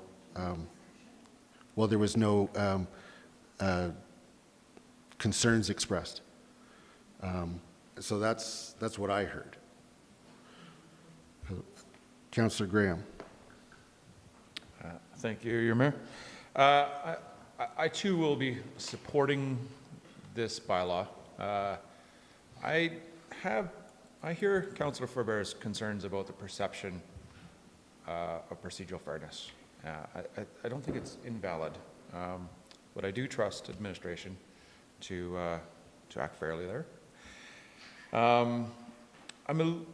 This is the second time we've seen this bylaw, and I would have liked a more fulsome conversation about whether or not we're actually considering not having a CPC going forward, and how that would be as a matter of efficiency. And I think that if we're looking to get more board members, yet we're actively having conversations about whether or not we're going to have a board, that's a bit of a tough sell right now, quite frankly. So I would have appreciated a more fulsome conversation around those ideas, but at this point in time, I will support these changes and amendments. Thank you. Councillor Merrill. Thank you, Mayor Crowsert. I will be speaking in favor of this bylaw. As Councillor McCallum said, it's council's bylaw, and it can come back at any time if we have any concerns or there's any questions. So I have full confidence in what's been put before us, and I will be voting in favor. Thank you. Seeing no one else wishing to speak, I will call the question. All of those in favor? Opposed? The motion is carried with Councillors Ma and Faubert opposed. So as I referenced during the presentation from Ms. Smithers, I'm now going to move that second reading be tabled to follow agenda item H5, so that an amending motion can be brought at second reading, which would delegate the authority of time extensions of the type being considered in agenda item H5. I have worded it as such because our procedural bylaw says that I must say when in the meeting and for what reason, and so that's why I've tagged that all on there. If we made that amendment now, then an approved agenda item would in fact have been gutted, and we should have that presentation and we can ask questions about it at that time as well. So I'd rather not make that amending motion now, and it would be best done after H5. Would anybody else like to speak to the motion? Seeing none, I'll call the question. All those in favor? Okay, so we will return to this after H5. I am now going to, let's see here, where are we looking at as far as, yeah, I think we need to take a bio break. And so we will return, well, let's try to make it a short one, 11 minutes. We'll return at 10:50.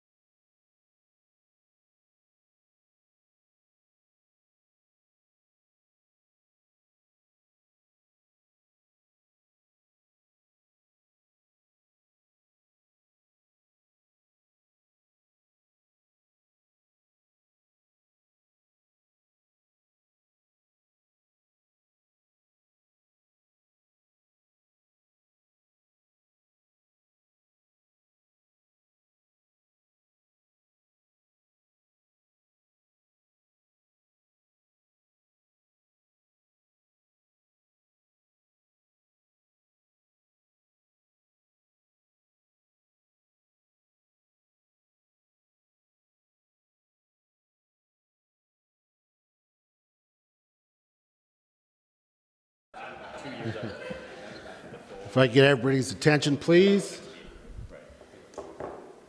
Call the meeting back to order, and we are moving on with H1, Council Advisory Committee Review. Ms. Smithers, you have the mic again. Yes, thank you again. Sorry about that. So in keeping with the kind of governance theme around council committees, heading into the org review meeting that's scheduled for October, we had thought it was a good time to take a look at council's advisory committees to see if they are still performing a function and a role that council deemed suitable, and see if any changes needed to be made. Oh, can you put the...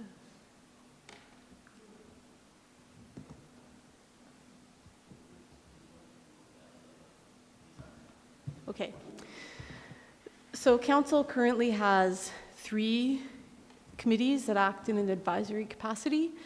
The first is the Community Events Committee, the second is the Cultural Advisory Committee, and then the third is the Environmental Advisory Review Committee. And I've put the mandates or goals for each of those up on the screen. I'm not going to read them all out to you, but they're also in your council reports. So these are the 3 committees that, in their stated mandate and the terms of reference, they have a responsibility to advise council on various matters. So for each of the 3 committees, we asked questions of council, and as well we asked questions of the administrative support for each of those committees. Pretty high-level survey relating to whether or not the committee is achieving its goals or objectives, whether or not the committee was still viewed as relevant to council members, and whether there was any thinking around whether the committee could have a different scope. So for the Community Events Committee, generally the feedback that we received from council members as well as the administrative support member was that the committee is achieving its goals and objectives, the committee was still viewed as being relevant, and the scope was thought to be appropriate for that Community Events Committee. For the Cultural Advisory Committee, I think that members were only appointed to this committee for the first time a year ago. It's still relatively new, so the consensus on pretty much all of the surveys we received back from council members, as well as the administrative support member, was that it's really too early to determine if any changes need to be made to this committee. For the Environmental Advisory Review Committee, the feedback we received from council members and the administrative support staff person was that generally, yes, the committee was still achieving its goals and objectives. There was some concern around the relevance of the committee. While there is much appreciation for the fact that community members do have a public voice on the committee, and the contribution and value of the contribution of those members is greatly appreciated, there were also concerns voiced about the duplication of town roles. And this really relates to the fact that over the years, the subject matter expertise that we've brought in-house in the town has changed. Our operating procedures with regard to third-party reviews for environmental impact assessments and statements has changed. So there is some concern about duplication of some of the role that IRC has under the bylaw. In terms of the scope of the committee, generally there was an assessment or agreement that the scope needed a council-directed refresh. Again, council-directed because it is a council advisory committee, and also there is generally agreement that the committee focus on the planning and development function is redundant for the reasons that I spoke to earlier.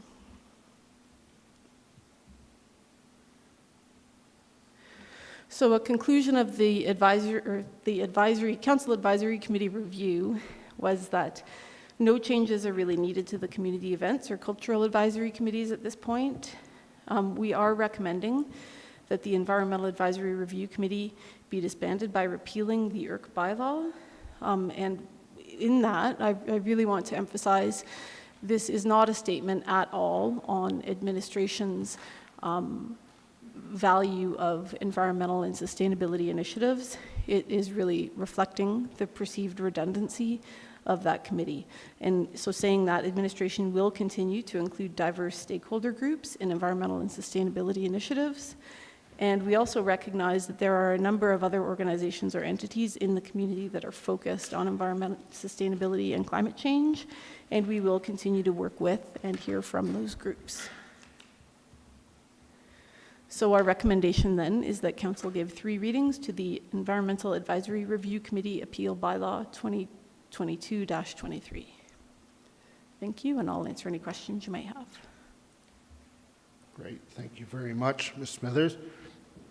And looking to any questions from Council, Councillor Faubert. Thank you, Mayor Krausert.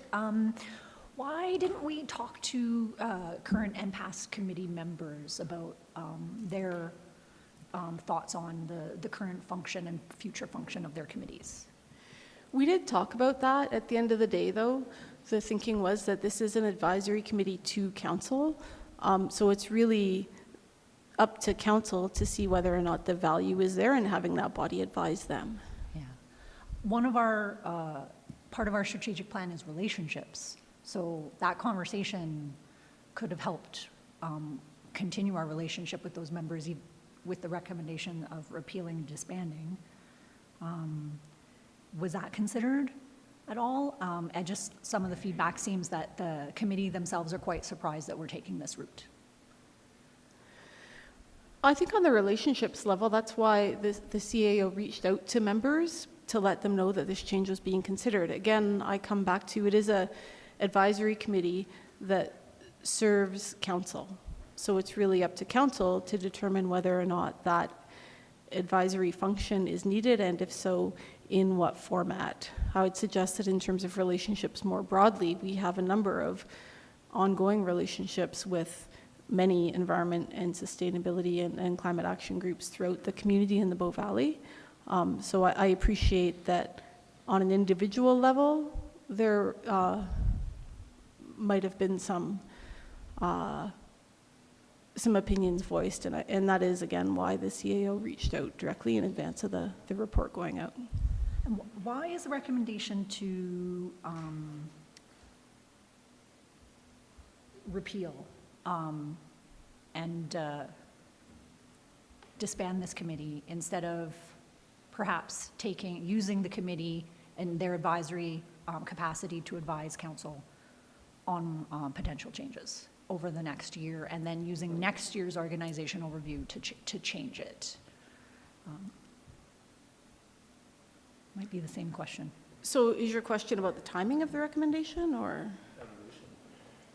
Yeah, why, right, so the recommendation is, so the way I understand it, administration is saying, let's take the Environmental Advisory Review Committee, and through repealing this bylaw, it doesn't exist anymore.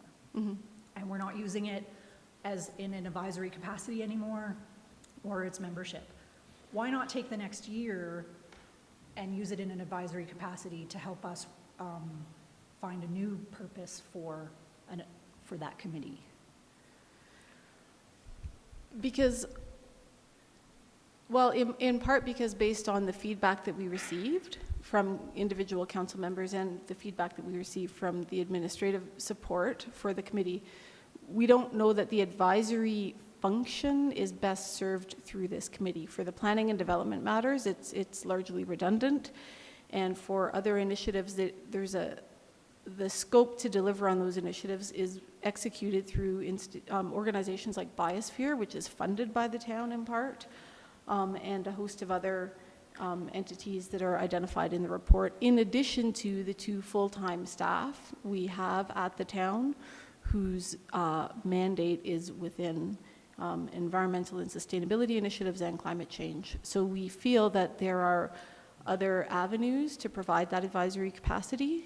And also at the same time, if we go to project-specific initiatives, one of the comments, one of the issues raised in the survey with regard to the current process and reliance on ERC is the diversity in the community, the diversity of opinions isn't necessary, and the diversity of the composition of our community isn't necessarily reflected in ERC.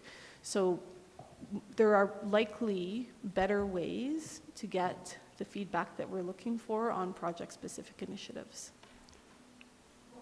Dr. Cottle, did you have something you wanted to add? I'll just add, if I may. So we've done several committee reviews in the past, and we have never gone to the committee to ask if they provide value. And that's not because we don't value the committee members' opinions, but when you volunteer and sit on a group, you know, it's kind of predictable what kind of feedback you're going to have about the value you give. And so we're trying to take this out of the personal. This isn't personal. It's not personal, you know, to anyone who sits on the committee. It's not a personal decision. It's about efficiency and effectiveness. And then asking the committee how they might best be used. Again, it's a council committee with input from administration, and given the number of priorities council has given around the environment and relationships, I think working with administration and the number of environment groups that already exist to determine where are the gaps and how do we want to best fill the need, it's a more efficient go forward than, you know, people will say committees are free input, and they are free in that we don't pay volunteers, but they are incredibly time consuming for staff. And so if the efficiency isn't there, I believe we can work with the community group and with council, and our staff can come up with what is the next iteration in a way that is both efficient and useful moving forward. And I don't mean that as anything negative about committee members, but it's generally not the best source of information about what's next. So it's not personal, it's just that we're trying to pull it out of the personal to a bit more of an analysis lens. I see, so that, we don't see the current committee members as being a source of valuable feedback for that No, analysis. I'm not saying that at all. I'm not saying that they don't provide valuable feedback. Sorry, and if I'm being awkward. And it's really important to me, in fact, that that's not the message we're giving. But I think it's really hard to ask people who are passionate about an issue and coming to a regular meeting about the value and the link back to the bylaw. So I think there are lots of ways that we can go about creating a new committee, but asking the committee to create it itself is probably not particularly effective. And that's not because the committee isn't valuable, it's because of the investment. There's an investment in wanting the committee to continue that maybe precludes a different kind of conversation. And I'm not suggesting that the committee would create that. I'm just suggesting that it might have been it could be a good place for input. If we haven't normally gone to committees for feedback about their format, then perhaps then doing that might be a different way of doing things. Yeah, thank you. We'll keep it to questions, and we'll have the debate when the motion comes forward. Councillor Ma. Thank you, Ms. Spitters. Could you elaborate more when you say like lack of diversity? Like I'm trying to understand this because like when we're talking at CPC, we were trying to hone in towards getting more people with subject matter experience, and then here it seems like we're moving away from that, and we're saying subject matter experience is like the opposite of diversity that we're looking for. I'm just not exactly sure what that word diversity means when you say that the committee perhaps doesn't represent diversity enough. Yeah, so I would start by saying the Planning Commission and an advisory committee to council are two completely different things. The Planning Commission functions as and is under the MGA part of the development authority for the town of Canmore. As such, it has some responsibility to execute the statutory framework approved by council and stay within planning merits in considering planning decisions. It's part of the development authority. Its decisions are appealable. It operates in a very different function and a very different role, and is constituted under the MGA in a very different fashion. An advisory committee is actually not even under the MGA. The council has the authority to establish advisory committees. Their scope is much broader. They're more fully intended to look at advising councils on particular areas of interest to that council. So it's up to council to determine their scope. It's up to council to determine their composition and whether or not they're needed. So very different roles, and as such, one of the things that we did here is for the types of initiatives that we would be reaching out to an advisory committee for, council could be better served by not relying on a handful of individuals, but by rather engaging with the broader community in a different way to get the more diverse feedback of the committee, of the community, rather than just the handful of individuals who are appointed to the advisory committee. So very different function, and the thinking is that there are different ways that are equally as meaningful and impactful to the town to engage and solicit feedback from the community on environmental matters when appropriate. And I would also say at the end of the day that these recommendations and the report itself summarize in large part feedback heard from members of council in response to the survey. So just to reiterate Mayor Crowsert's point, I'm happy to answer questions on this. I can speak to administration's point of view, but I think that some of this is really about better suited to debate among council, because it's the feedback from your peers that I'm reporting back to you on. Councillor Graham. Oh, you're on the list here. Oh, So. I wasn't, but thank you very much. I sit on the Cultural Advisory Committee, and I don't recall providing any feedback. I did not complete the survey. I must have missed that one. So was the feedback to all the other committees fulsome and wholesome, and did everybody else provide feedback? Yes. Excellent. Any other questions? Seeing none. Thank you, Ms. Smithers. I am now going to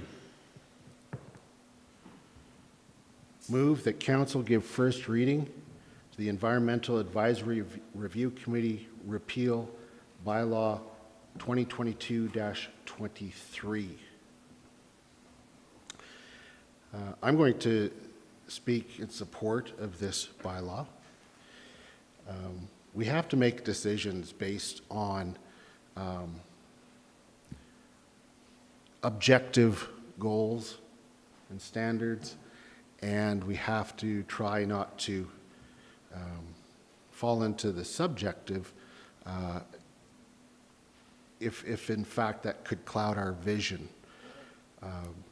I certainly appreciate the volunteers that have served on this board over the last 25 years, but over that 25 years, a redundancy has been created. And the committee at all times through that 25 years only serves at the will of council. During that time, well, we don't even need to look at during that time, just in the last number of months, we've had either communication or presentations from the Clean Air Society, from Clean Energy, the Clean Energy Co-op, Y2Y, the Biosphere Institute, BOCOR, Bow Valley Naturalists.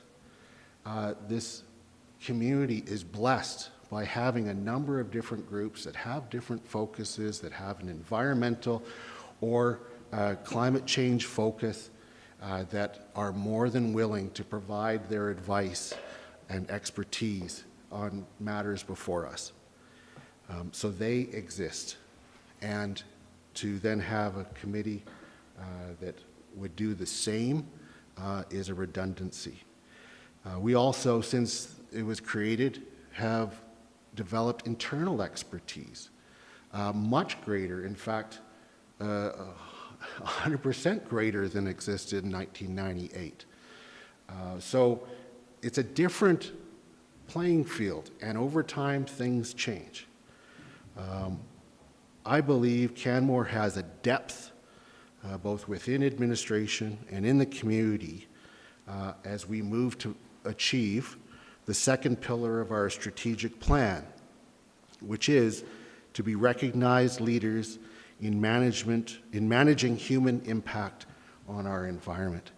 So in no means is accepting this diminishing our commitment to the environment, nor is it not appreciating what has gone before, but it is recognizing that we have an efficiency here, that we do not need to apply tax dollars through running a committee that in fact has become redundant over time, through the development of other groups or the sophistication of other groups, as well as an internal expertise, and as well as bylaw that requires now a third-party review in planning matters.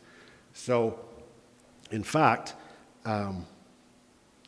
we are not going to be without that expertise, but we are going to be more efficient. And so I'd seek your support for this motion. Councillor Ma. Thank you, Your Worship. I'm going to go the other way on this and not support. I know the word redundancy has been thrown out a lot, and I think sometimes people see redundancy, and then you could also look at it the other way as oversight.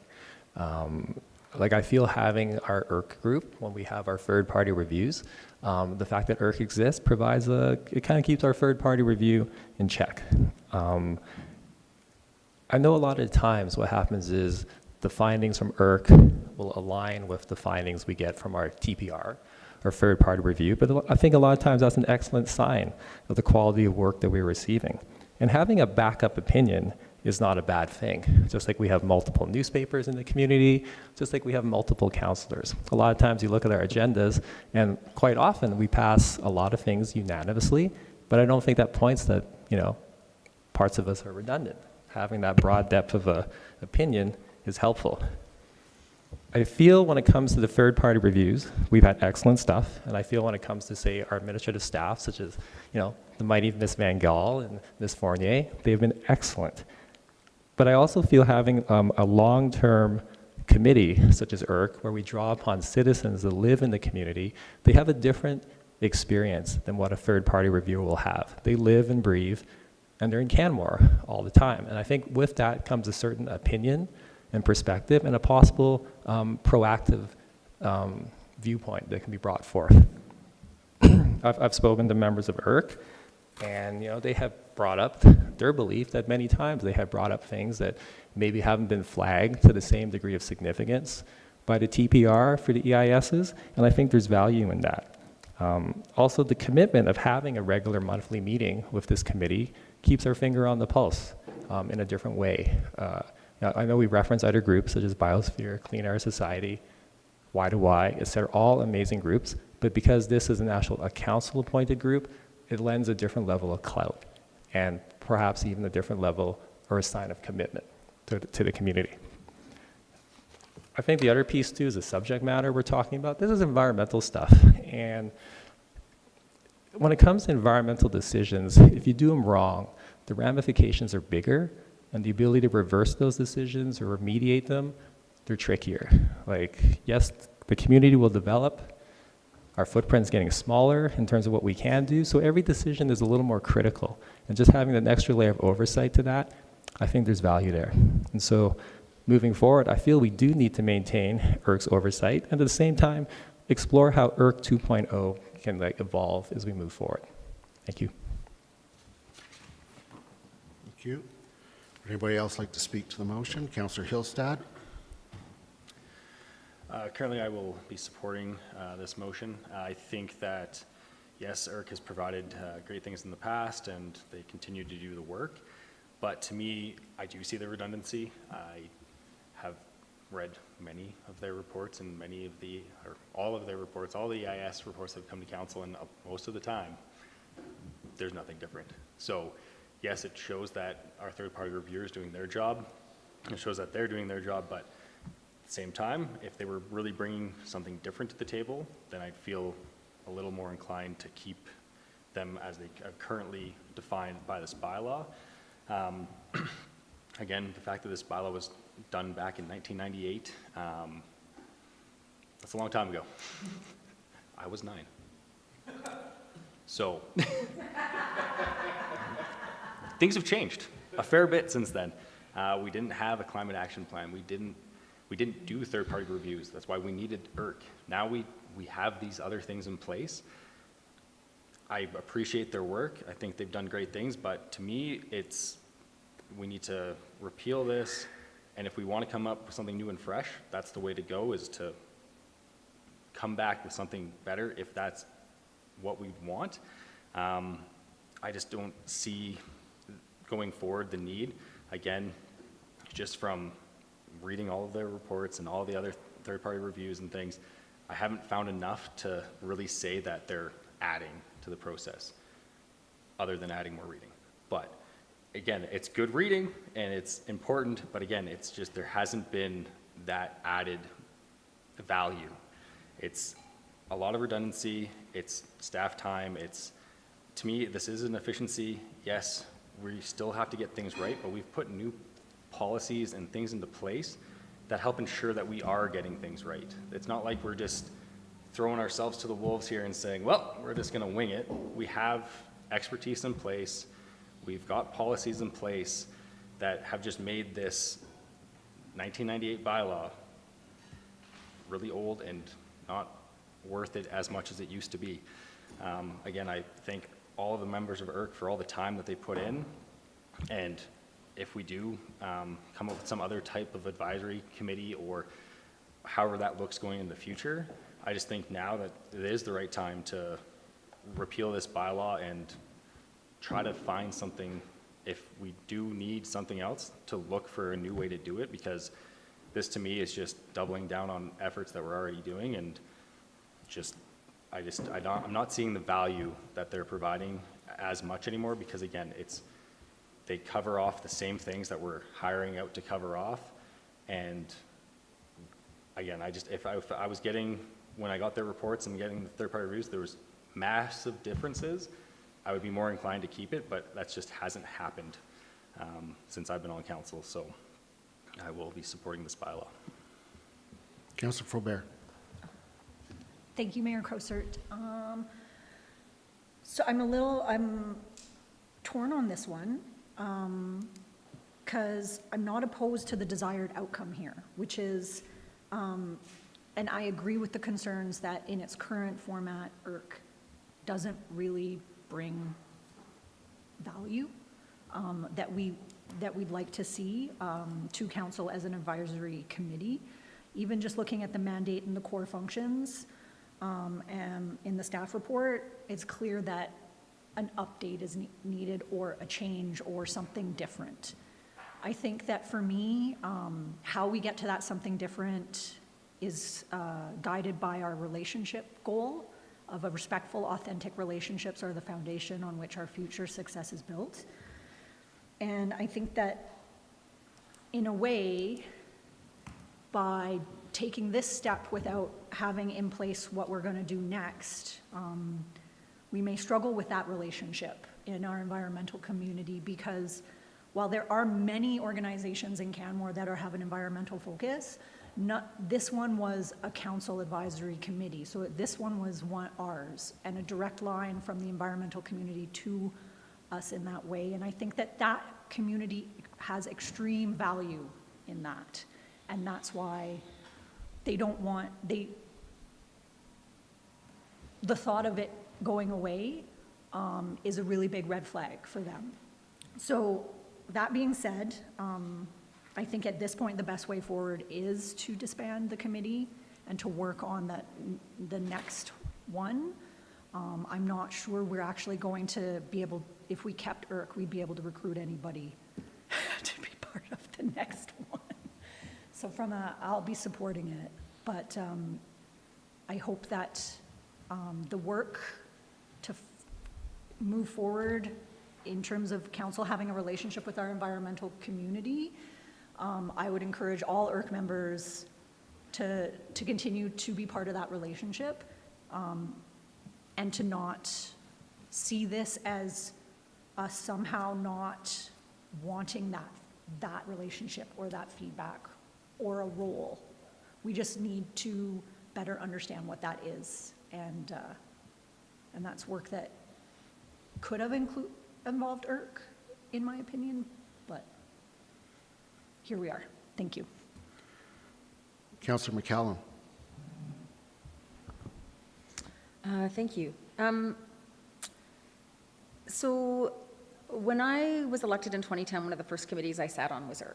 And I believe that Dr. Cottle actually sat as the liaison. You were a half-time sustainability coordinator and half-time communications. And I remember the mayor of the day saying, there's absolutely no way we'll ever go full-time with either of these positions. It's just too much for Canmore. Well, here we are. We have 2 environmentally focused positions at the town of Canmore. And we have 3 communications positions. And we do a lot of communicating and we do a lot of talking about the environment. So I sat on that. I remember we had a police commission that started, you were on that, in 2011, I think, and we disbanded that in 2016 because we realized the relationship we were looking to have with the RCMP came to fruition, and now we don't need the police commission. Vision Keepers, I sat on for 4 years before I was elected, and was part of that group that basically when we were disbanded. Again, the MDP had been put in abeyance because the council of the day had decided not to go to 3rd reading for a variety of reasons.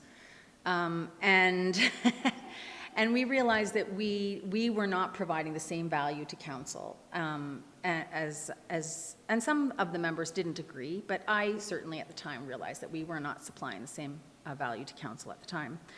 CSAC, another good one. I sat on that one for 8 years. CSAC turned into the events committee, and then FCSS, we had the Parent Link came out of that, and then from there we had the Public Art Committee after CSAC was disbanded, and now the Public Art Committee has been disbanded, and now we have the Culture Advisory Committee. So there's certainly no shortage of historical examples where we can see important public committees, advisory committees to council being either disbanded or closed and then something new coming out of it.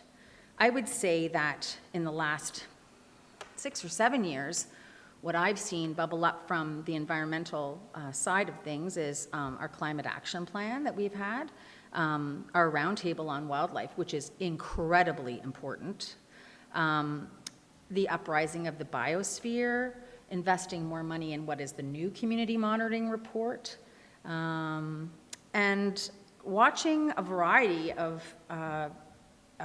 non-formal groups become formalized through nonprofits and really wanting to have a relationship with council. And so I saw the value of IRC when I was a member, and saw that value being made important when third-party reviews came to council. But we have, as a council, over the last few terms, have decided that we want to put our money where our values are. And our values are ensuring we have a solid third-party review. There was no shortage of people that gave us opinions on the last third-party review that we did, many of them coming from members of these groups that I have just mentioned. The Clean Air Society, the solar folk, like no list, no shortage of folks that decided to comment on the third-party review. So I feel like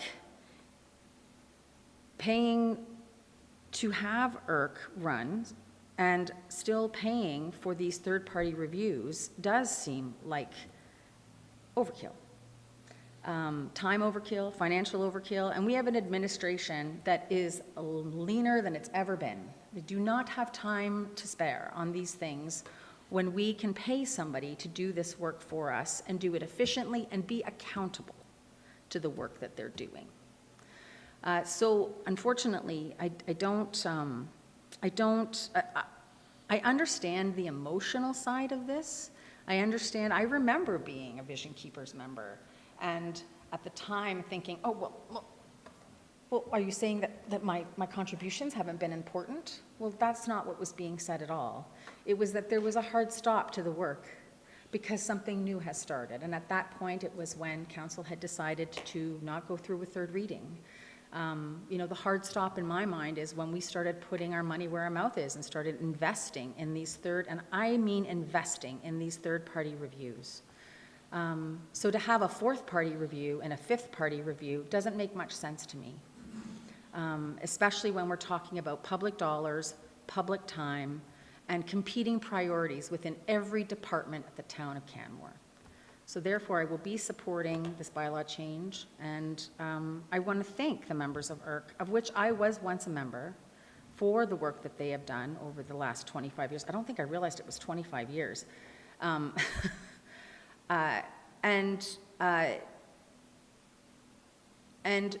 basically encourage those folks to find space and time and energy in some of these new organizations that have become more formalized, and being able to put their feedback and their extra time and energy in that.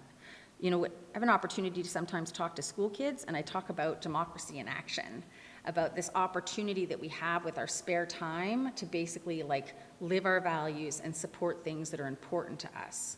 And so this is a real opportunity for folks to support these organizations that are important to them with their time. It is democracy in action. And it's something that people can do on an everyday basis, or if they just want to vote with their wallets and support these organizations with their money. But I do see the value in disbanding this committee. I do remind council that we can start up any kind of new committee with a new focus as we choose in time for organizational or before, which is how the roundtable came about, which we rely on that report and those recommendations far deeper than many of the other reports that have come out in the last few years when it comes to wildlife in our community. So anyways, that's all I have to say. Thank you. Councillor Graham. Thank you, Mayor Crowsert. Thank you for my colleagues' comments and ideas and thoughts. I won't be supporting this motion. I do feel that the oversight over is still valuable. I do not feel it's redundant. I do feel that we have skilled expertise looking at documents, and I do feel that those relationships between that committee and council are important. I'm not going to pontificate too long here today, but I think, you know, I would like to see what an IRC 2.0 looks like, and what, instead of just disbanding, how could we retool? How could we make them more relevant, more important, strengthen that relationship, help us get us closer to our environmental goals? I think optically this is a hard decision for the community to take a little bit. How do we say we're moving towards environmental goals and at the same time disbanding one of the longest serving committees we've got? So I won't belabor too long. I won't be submitting this or supporting this motion. Thank you. Councillor Mera. Thank you, Mayor Crowsert. I'm sort of like Councillor Faubert was at the beginning of her thought process, and I would like to thank everyone, all my fellow councillors, for a lot of their input. I did listen to a lot of what Councillor McCallum has said, and it has sort of swayed me to one direction. I do think IRC had a real relevant value in its time.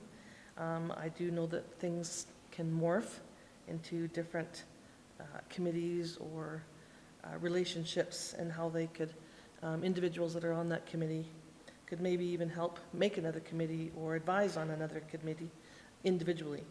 I appreciate all the time and effort and the passion that these members have put into the community, past and present, on serving on the IRC community committee. I just want to echo the fact that we have, because, and maybe I would give credit to the IRC group also, as having our 2 new positions, and as Councillor McCallum said, like all the different things that have come forward from this group. And I think I will be supporting this motion in my head right now, knowing that we can morph, as Councillor Graham has said, maybe we can morph it into, and it doesn't have to be IRC .2, it can be a new committee, and those committee members are definitely welcome to have, I would say, input or apply or whatever we can come out of this moving forward. Thank you. Thank you, Councillor Mera. Before calling the question, I'll just make a few comments in closing. It's been mentioned a couple of times about oversight. Well, that's not the mandate of IRC. It's not oversight. It's provide advice and assistance to council. And it's based on advice and assistance to council that is requested by council. Removing IRC does not in any way lessen the voices. I don't buy that for 1 minute. Those voices can still speak. There are so many other voices that have developed. This isn't about lessening the voices. There's also nothing stopping, if they're current IRC members, they can go join other groups, but there's also nothing stopping them from continuing to meet together and do whatever they would like to do, and then they can take control of the direction. It's just not going to be a council committee. You know, I don't know if there is going to be an IRC 2.0. That's something that we'd have to assess if there's a gap over time. But I just think that that the reason for this coming into being is no longer there. And so because of developments inside the administration, developments with our policies, and developments within our community.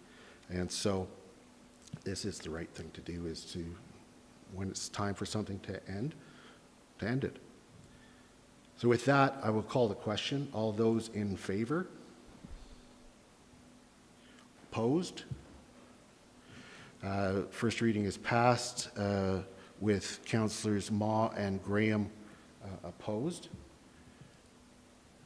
I'm now going to move that Council give second reading to the Environmental Advisory Review Committee Repeal Bylaw 2022-23. Any other comments that anyone would like to make? Seeing none, I'll call the question. All those in favor? Opposed? It's passed with Councillors Ma and Graham opposed. I will now seek leave that Council give leave for third reading of Environmental Advisory Review Committee Repeal Bylaw 2022-23. Call the question. All those in favor? Opposed? I just need to seek question. We need unanimous, do we not? Yeah. Yeah. We need a unanimous, and so this will be third reading. Will not happen today. Councillor Faubert, did you have a question? Are councillors Ma and Graham aware that by voting against the last motion, it means that this has to return to a future meeting and can't be completed today? And that they're just making more work for administration and belaboring this issue? Can we just take a break for a moment? Yeah. All right. So, Councillor Ma, are you thinking that you need a couple of minutes? I got a couple of minutes. I'd appreciate that. All right. So, tell you what we're going to do is we're going to take a few minutes. We're going to come back. I'm going to ask Councillors Ma and Graham if they, in fact, after reflection, would vote differently. And just further to Councillor Faubert's comment, this also affects potentially, you know, if there's going to be no IRC, but we haven't made the decision yet, administration has to continue to advertise for those positions and accept applications and get people's expectations up, and it doesn't help to delay. So let's take a few minutes, and then we'll come back.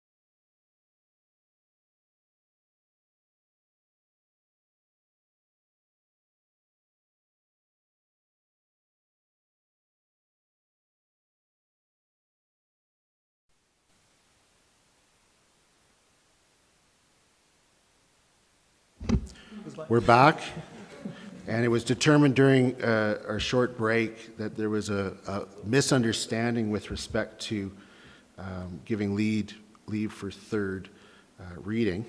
And so I understand, Councillor Ma, that you're prepared to move the motion that's on the screen. It's pursuant to our procedural bylaw. Yes, Your Worship. Sorry, could you turn me off? Oh. Yeah. Thank you, Your Worship. Yes, I would like to move that Council reconsider motion 213-2022, that Council give leave for third reading of Environmental Advisory Review Committee Regional Bylaw 2022-23. Okay, we have a motion to reconsider on the table pursuant to our procedural bylaw. It is debatable if anybody would like to do so, and it must be decided by a 2/3 vote. That would be at least 5. Is that 2/3? Yeah. So the motion is on the table. Would anybody like to speak to it? Seeing none, I'll call the vote. All those in favor? Carried unanimously. So now we'll return to the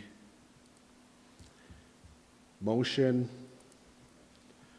that Council give leave for third reading of Environmental Advisory Review Committee Repeal Bylaw 2022-23.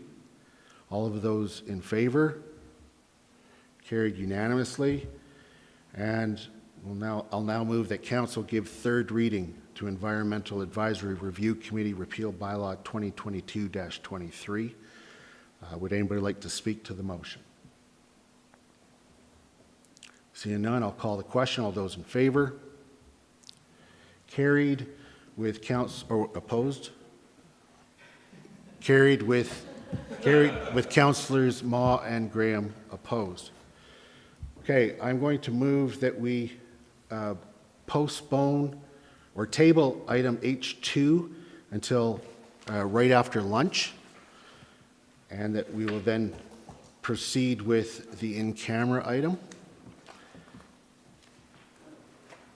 Any discussion on that motion? Seeing none, I call the question. All those in favor? Carried unanimously.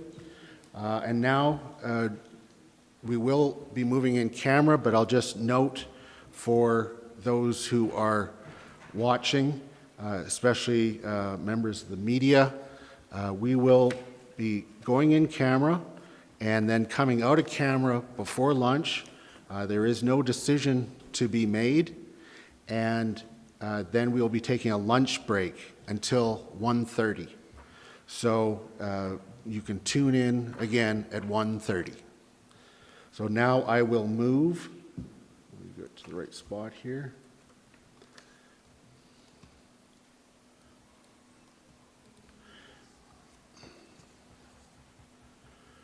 I will move that Council take the meeting in camera to prevent disclosure of solicitor-client privilege in accordance with Section 27(1)A of the Freedom of Information and Protection of Privacy Act. All those in favor? Carried unanimously. Okay, so we are in camera, and I'll get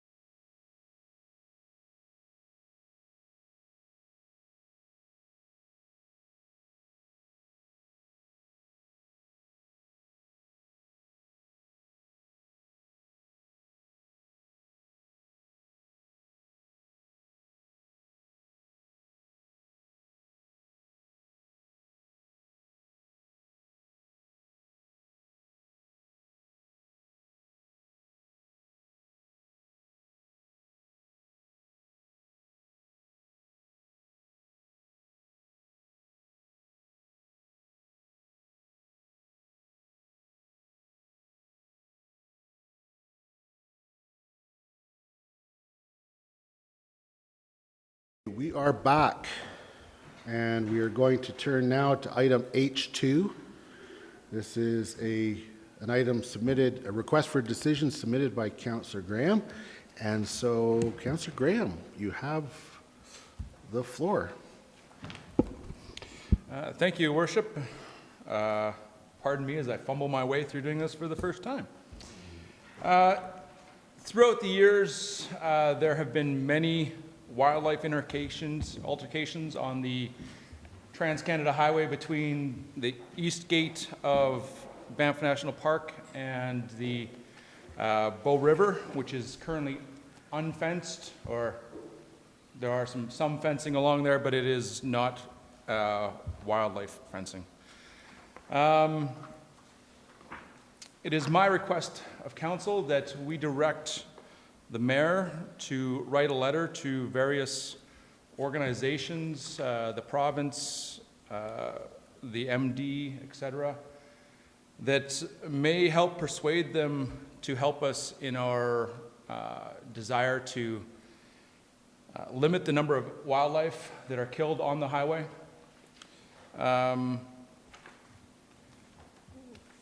There was an unfortunate event earlier this year where a young woman was killed on the highway, and it is unclear as to whether or not this fencing or any sort of mitigation would have helped with that. I would like to think that it might have. And we see many people crossing the highway regularly between Palliser and whatnot into the downtown.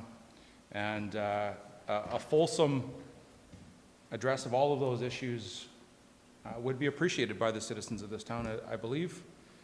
And I look forward to my fellow colleagues' feedback and discussion around this item, and hope for your support. Thank you. Great. Thank you, Councillor Graham. We'll first turn to some questions before motion gets put on the table. I'm certainly supportive of this sort of initiative. So this question is just about clarity.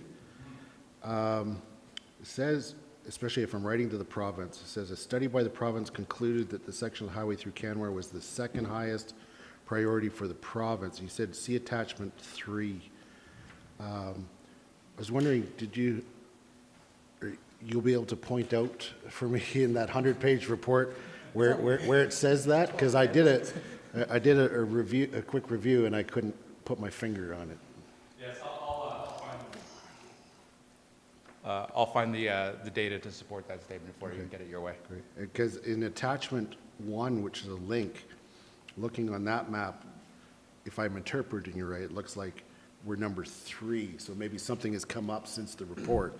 Could be a possibility. Okay. But we are either 2 or 3 in that study report, as the overpass that is currently being built in the 1X was the number 1 location, and we are right behind them. Great, thank you. Looking to council to see if there are any other questions of Councillor Graham.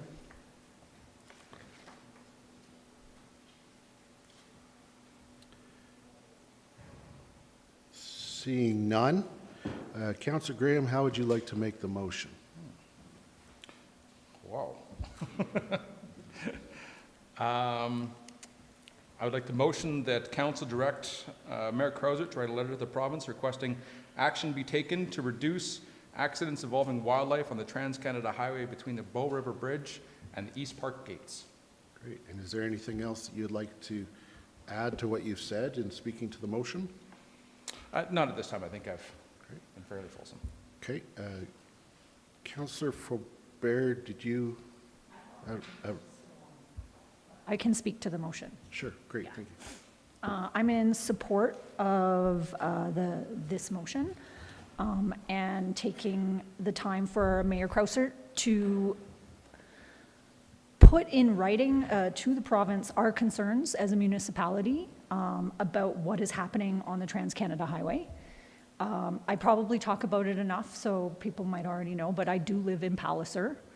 And It's not unusual for me to hear shotgun noises for when the RCMP have to respond to elk that are hit and kill them because they're not dead yet and they are suffering.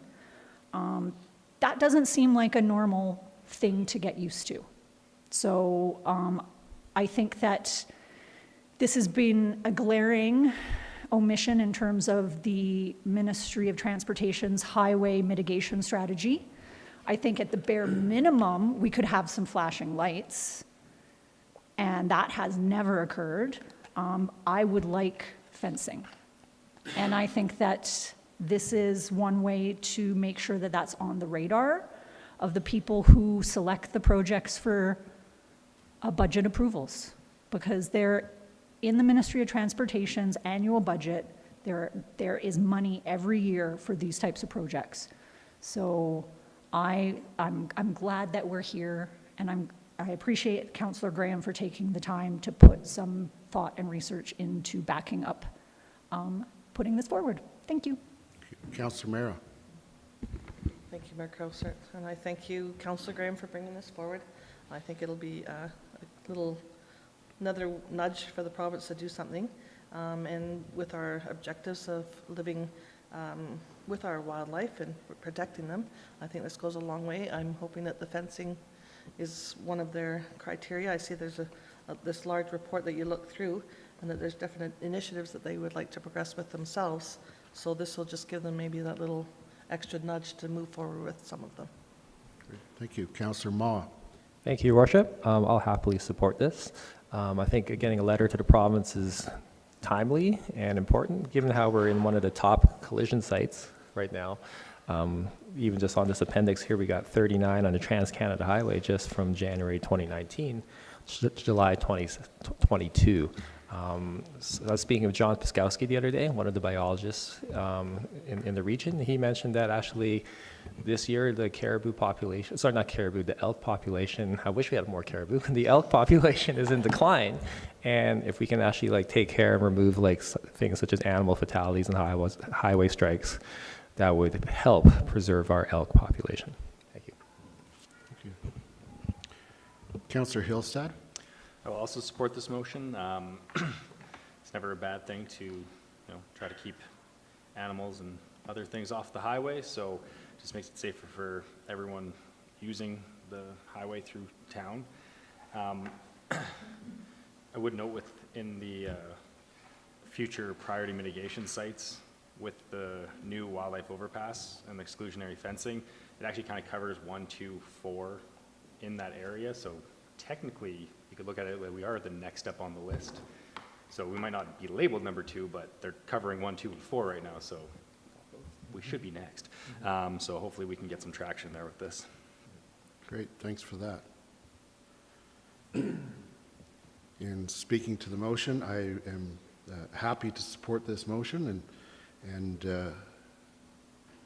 look forward to writing the letter and hopefully firming up a meeting with somebody from transportation during the Alberta Municipalities Convention. So if there's nothing further, I'll call the vote. All those in favor? Carried unanimously. Thank you. Moving to item H3. Ms. McClett, welcome to council.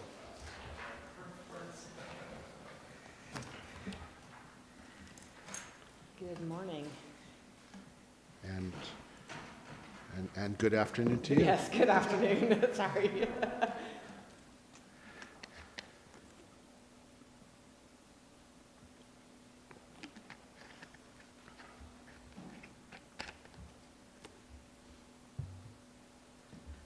showed and it disappeared.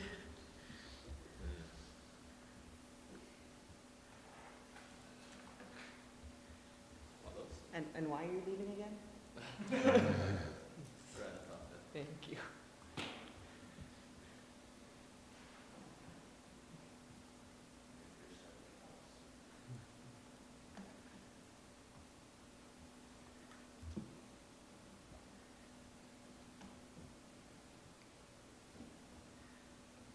Okay. Okay, good afternoon. Moving from wildlife to our human population, I'm here in front of council to have two recommendations for council. One is for council to approve a new 2022 capital project for labour market recruitment and retention strategy in the amount of $100,000 funded from the Economic Development Reserve. And secondly, that council direct administration to apply for the Alberta Labour and Immigration Grant, and if successful, apply the grant funding to the labour market immigration or labour market recruitment and retention strategy capital project. To provide council with some history, in 2021, Mayor Krauser and council approved the business recovery. Mayor Krauser and council. Is that supposed to be me? That is not him. I'd like to lose a little bit of weight and look. There isn't, other than that it's a Microsoft image. I should have switched them around.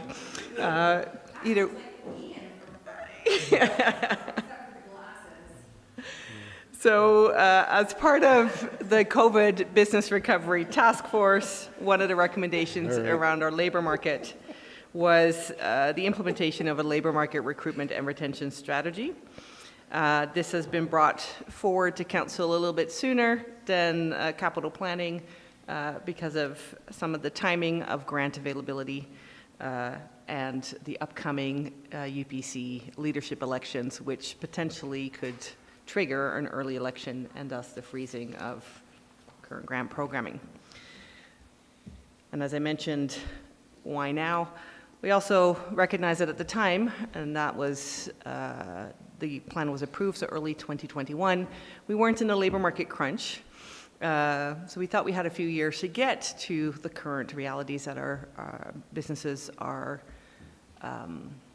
experiencing, where we're seeing businesses shut down for days of the week, reduce, not take on new contracts because they cannot meet the need, or have really, really long wait times in order to get general labor or other help into their stores. We had a startup meeting with TCK, Boda, the Downtown BIA, Bow Valley Chamber of Commerce, Canmore Job Research Center, and Canmore Community Housing to say, okay, what is it that we need? What should we be looking for? What do we want out of this plan? And for each and every one of them, labor has become one of the primary focuses. So for this reason, we're bringing this proposal to council. And the labor market recruitment and retention strategy will focus on background information. So what data sets do we have available? How can we find data sets that are specific to Canmore and the Bow Valley? What are our current strengths and weaknesses? What are the challenges and opportunities? Where are labor market gaps? Where do we have excess labor? What is the skills differential? And how do we create a plan forward in order to address these things more strategically? Thinking, for example, about our immigration and foreign worker population, skills gap and training, and retention strategies. And maybe something as simple as creating good HR mechanisms, as that has also been a gap identified throughout the pandemic. So that's what we're looking to achieve through this plan. We do believe that this aligns strongly with Council's strategic objectives around livability, relationship, of course, the Economic Development Strategy, and the COVID Recovery Council that was approved for planning purposes. So this was my very brief presentation, and I'm now open to any questions from Council. Great, thank you very much. Looking to see if there's any questions from Council. Councillor Hillstead. With respect to the grant funding, how much is available, or what are we hoping to receive? So at a minimum 50%, although we can apply to it any of the hours that the committee works on it as contrast, and so you could get more than the 50% historically. So that's why there was no amount, because the grant applicant is currently a bit vague around the totals. In average, when speaking to other communities have gone before us, 50% is what they have seen as coverage, although there is a feeling that we could get a higher percentage as well. Thank you. So if we didn't get the grant and we approve this, then it would come straight from our reserves, which are currently estimated to be at the end of the year at 703,000. Correct. So if we didn't get a grant, then it would be 603. Correct. Okay. Councillor Faubert.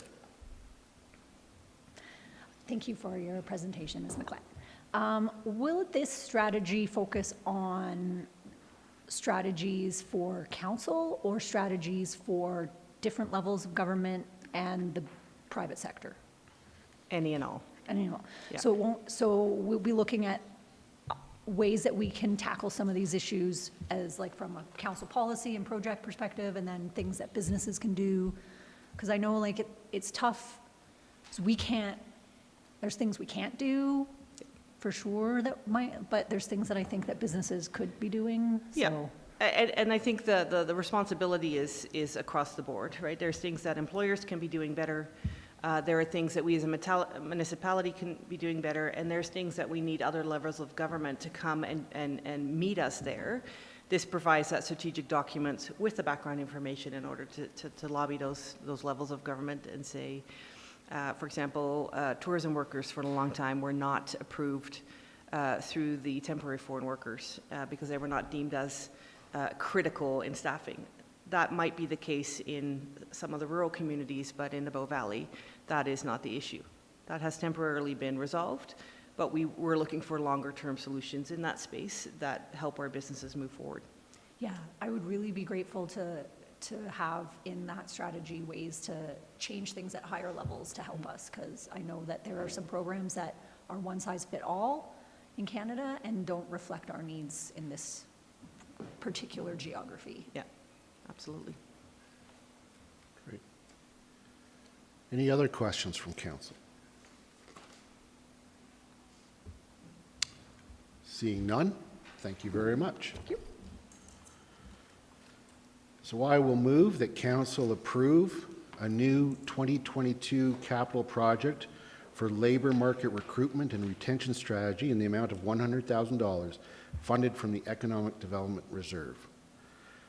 In speaking to the motion, as Ms. McLeod described, this falls out of our Business Recovery Task Force report and certainly is of hitting one of the major needs in our valley is how to basically attract and retain staff. And so I think that this will be money well spent in moving forward in that regard. Would anybody else like to speak to the motion? Councillor McCallum. Thank you, Your Worship, and thank you, Ms. McLeod, for bringing this forward to Council. I think this is a really important part of our recovery strategy, and I'm grateful that you brought it forward now. I know that many businesses might have been had their hands a little tied this summer to be able to participate in some of the information gathering that you would require for the study, but now's a great time to pull the pin and get this done. I fear for our workforce, and I fear for the business community at which that workforce supports as well. And so I think these are, hopefully there will be some important strategies that come out of this study that help us move forward, not only as a municipality, but help our business community move forward as well through recovery of COVID. Thank you. Councillor Faubert. Thank you, Mayor Krauser. I will support both motions. I think that bringing this forward at this time shows that administration and council are being responsive to the critical needs in our community.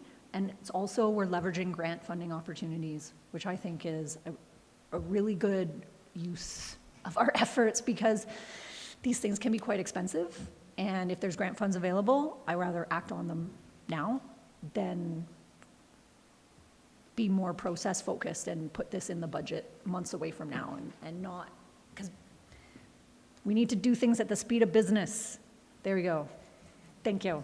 Okay. Would anybody else like to speak to the motion? Seeing none, I'll call the question. All those in favor? Carried unanimously. And now I'll move that council direct administration to apply for the Alberta Labour and Immigration Grant, and if successful, apply the grant funding to the Labour Market Recruitment and Retention Strategy Capital Project. Would anybody else like to add to what Councillor Faubert very aptly said in support of this motion? Seeing none, I'll call the question. All those in favor? Carried unanimously. Thank you. Now, this is going to be a timely matter. H4. Do we need anybody to speak to it? Mr. Kelly? Yeah? This is why he's leaving. We pressured him. Now he's just like,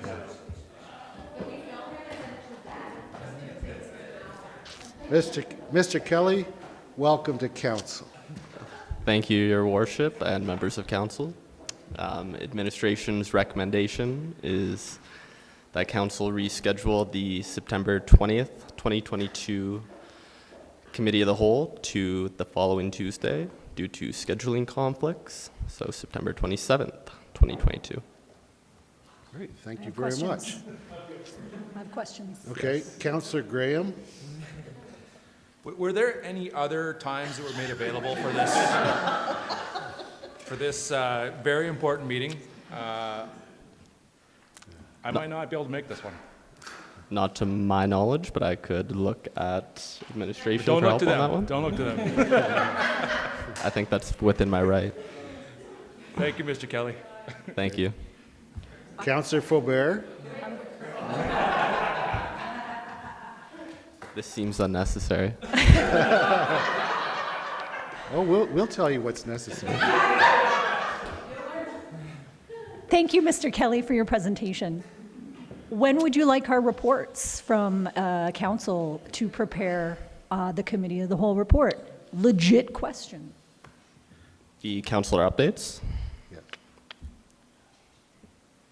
Is that today or is it next Monday? Next week, next Tuesday, usually for the following Tuesday, but it's so the 20th or the 13th?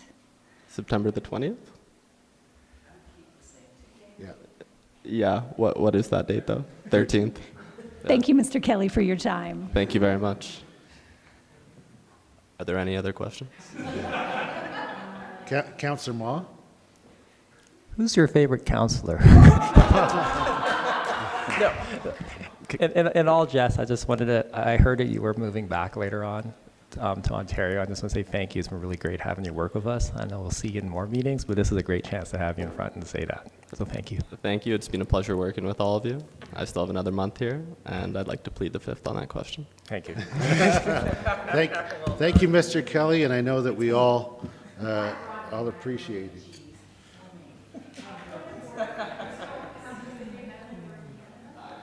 Okay. All right. Order. All right. So thank you, Mr. Kelly, for that presentation. And we do all appreciate the work that you do and also getting up and doing a fine presentation on the spur of the moment. So thank you. So I'll move that council reschedule the September 20th, 2022 Committee of the Whole meeting to September 27th, 2022. Any discussion on that motion? Seeing none, I call the question. All those in favor? Carried unanimously. We'll now move to H5, request for a decision with respect to the Gateway at the Three Sisters subdivision. Oh, let's see which one you got. Ms. Miller. I just wanted to note that this is Mr. Weldon's first council meeting, so I wanted to take a moment to introduce you to him in person. He is our not-so-new development planner. He's been with us for almost a year now. Can you believe it, Riley? Oh, it's been almost a year. So just wanted to let everyone on council know it's his first time. Go easy. Yeah. That's right. Thank you for that, Ms. Miller, and Mr. Weldon. Thank you for being here, and welcome to council. Thank you very much. Pleasure to be here. I am here to present to you a request for an extension to a subdivision for the Gateway at Three Sisters. So just to get your bearings here, the subdivision was approved on October 5th, 2021. The subdivision is located in southeast Canmore. It's adjacent to the Trans-Canada Highway, as well as Three Sisters Boulevard and Three Sisters Parkway. The subdivision will accommodate the creation of a multi-unit residential lot, commercial lots, as well as environmental reserve lots, municipal reserve lots, and public utility lots as well. The Municipal Government Act requires a subdivision to be endorsed within 1 year of the date of approval, which was October 5th, 2021. The subdivision was approved with the condition to complete the detailed design and construction of municipal infrastructure, including a turbo roundabout, a principal municipal street, as well as utility services. The detailed design on this subdivision is nearly complete, and the construction is anticipated to take about 2 years or 2 construction seasons. Therefore, an extension is required to the endorsement of this subdivision. I believe, yeah. And so the recommendation to council is to grant an extension to the endorsement of this subdivision application, which is PL 2021-0015, to November 1st, 2024. This will be enough time in order to complete the construction of the required infrastructure for the subdivision. That concludes my presentation. Very short and simple. I'm happy to answer any questions you may have, though. Great. Thank you, Mr. Weldon. What is a turbo roundabout? You go really fast around it? Sure. No, it's a very fancy name for a special type of roundabout that has 5 exits. Okay. So there will be 5 arms, so to speak, to the turbo roundabout. Yeah. Okay. So one of those arms will extend into this subdivision, while the others will extend into the other. The current existing road. Exactly. Right. Okay. Yeah, that's right. Great. Thank you. You're welcome. I do have a question for administration. It may not be directly for Mr. Weldon, so I'll just look first of all to council to see if there are any more questions of Mr. Weldon. Okay, seeing none, and I will put it to you, Mr. Weldon, but Ms. Miller or Ms. Smithers, please feel free to jump in. I don't know if you're aware, but we put off or tabled the item G2, I think it was, to after this, so that we are going to, I'll be bringing a motion with respect to delegating time extensions to the subdivision authority. And it's basically, I'll be putting forward a motion that is essentially captures what was in the alternative analysis. One thing, though, is on this, or the motion deals with a second statute number. I'm just scrolling up here.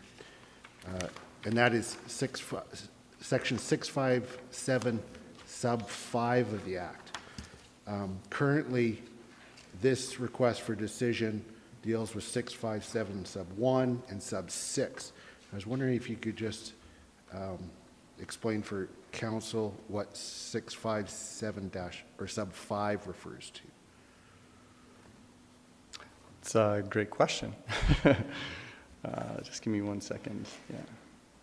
And I'm sorry it's out of the blue, so I don't expect at all that you should have necessarily had. Sure, Mayor Krauser.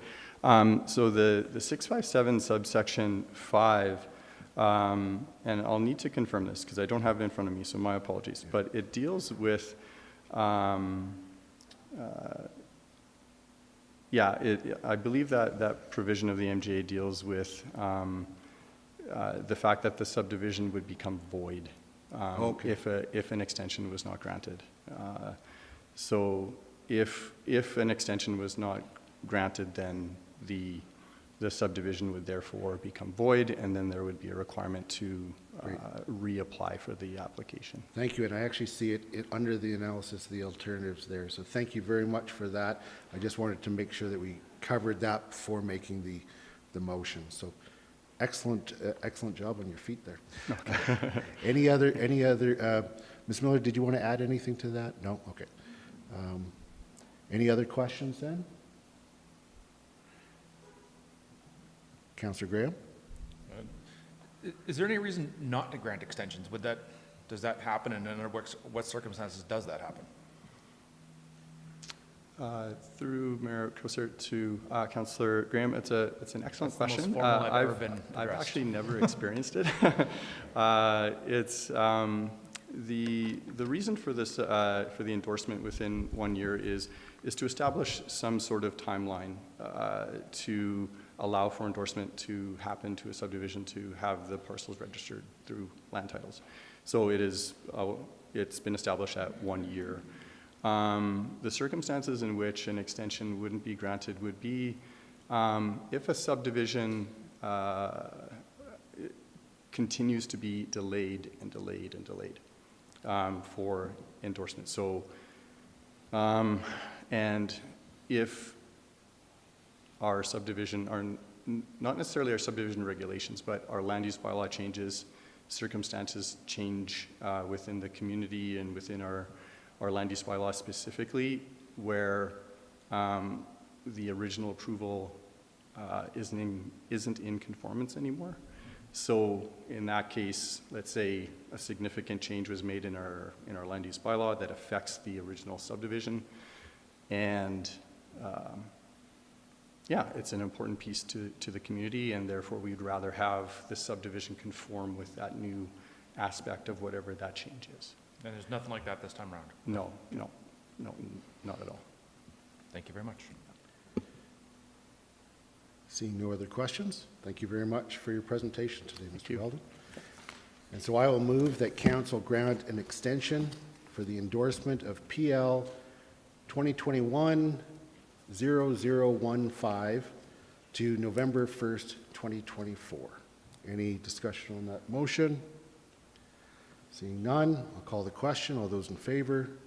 Carried unanimously. Thank you. So now we'll resume with G2. So I'll allow everybody to get back to that. It's starting on page 49 of the agenda package. And I'll now move that council give second reading to Subdivision Authority, Development Authority, and Municipal Planning Commission Establishment Bylaw Amendment 2022-22, Membership and Eligibility. And I will move an amending motion that just came from that last item. And I'll wait for it to be up on the screen. There we go. So the motion is that the following section is added. 3.1. The following section is added after section 3.3, and we'll read 3.4. The authority to grant extensions to the periods of time referred in section 6571 and 6575 of the Act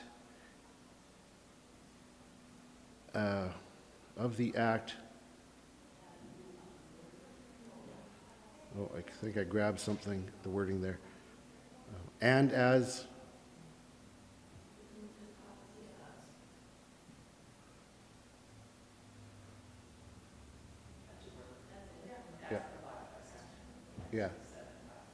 as provided by section, as provided by section 657 sub 6 of the Act is delegated to the subdivision authority. So this then allows this extension of time to not have to be put on an agenda, have a report submitted before a certain time and then put on an agenda, and results in potentially a delay of 6 weeks or 2 months. And I think that this is something that is best handled by the subdivision authority. And so I'd ask you to support this amending motion. Anybody like to speak to the motion? Seeing none, I'll call the question. All those in favor? Carried unanimously. So returning to the main motion as amended. Anybody like to speak to second reading? Seeing none, I'll call the question. All those in favor? Carried. All those opposed? Okay. Carried with Councillor Faubert in opposition. I'll now move that Council give leave for third reading of Subdivision Authority, Development Authority, and Municipal Planning Commission in Establishment Bylaw Amendment 2022-22, Membership and Eligibility. Call the question. All those in favor? Carried unanimously. And I'll move that Council give third reading to the Subdivision Authority, Development Authority, and Municipal Planning Commission Establishment Bylaw Amendment 2022-22, Membership and Eligibility. Would anybody like to speak to the motion? Seeing none, I'll call the question. All those in favor? Opposed? It is carried with Councillor Faubert in opposition. Okay, so now we will move to item I1, Canmore Community Monitoring Program. Ms. Brown. Just going to need 2 seconds to get set up. You betcha. Oh, and I see Mr. Wilson is joining us as well. So this is going to be a little bit of an experiment for us because Mr. Wilson and myself are going to be sharing this presentation, but there's a few websites, some that I will share, some that he will share. So we're going to do our best to make it run as smooth as possible. Okay, well, thank you and welcome to both of you to Council. Whenever you're ready, it's yours to proceed.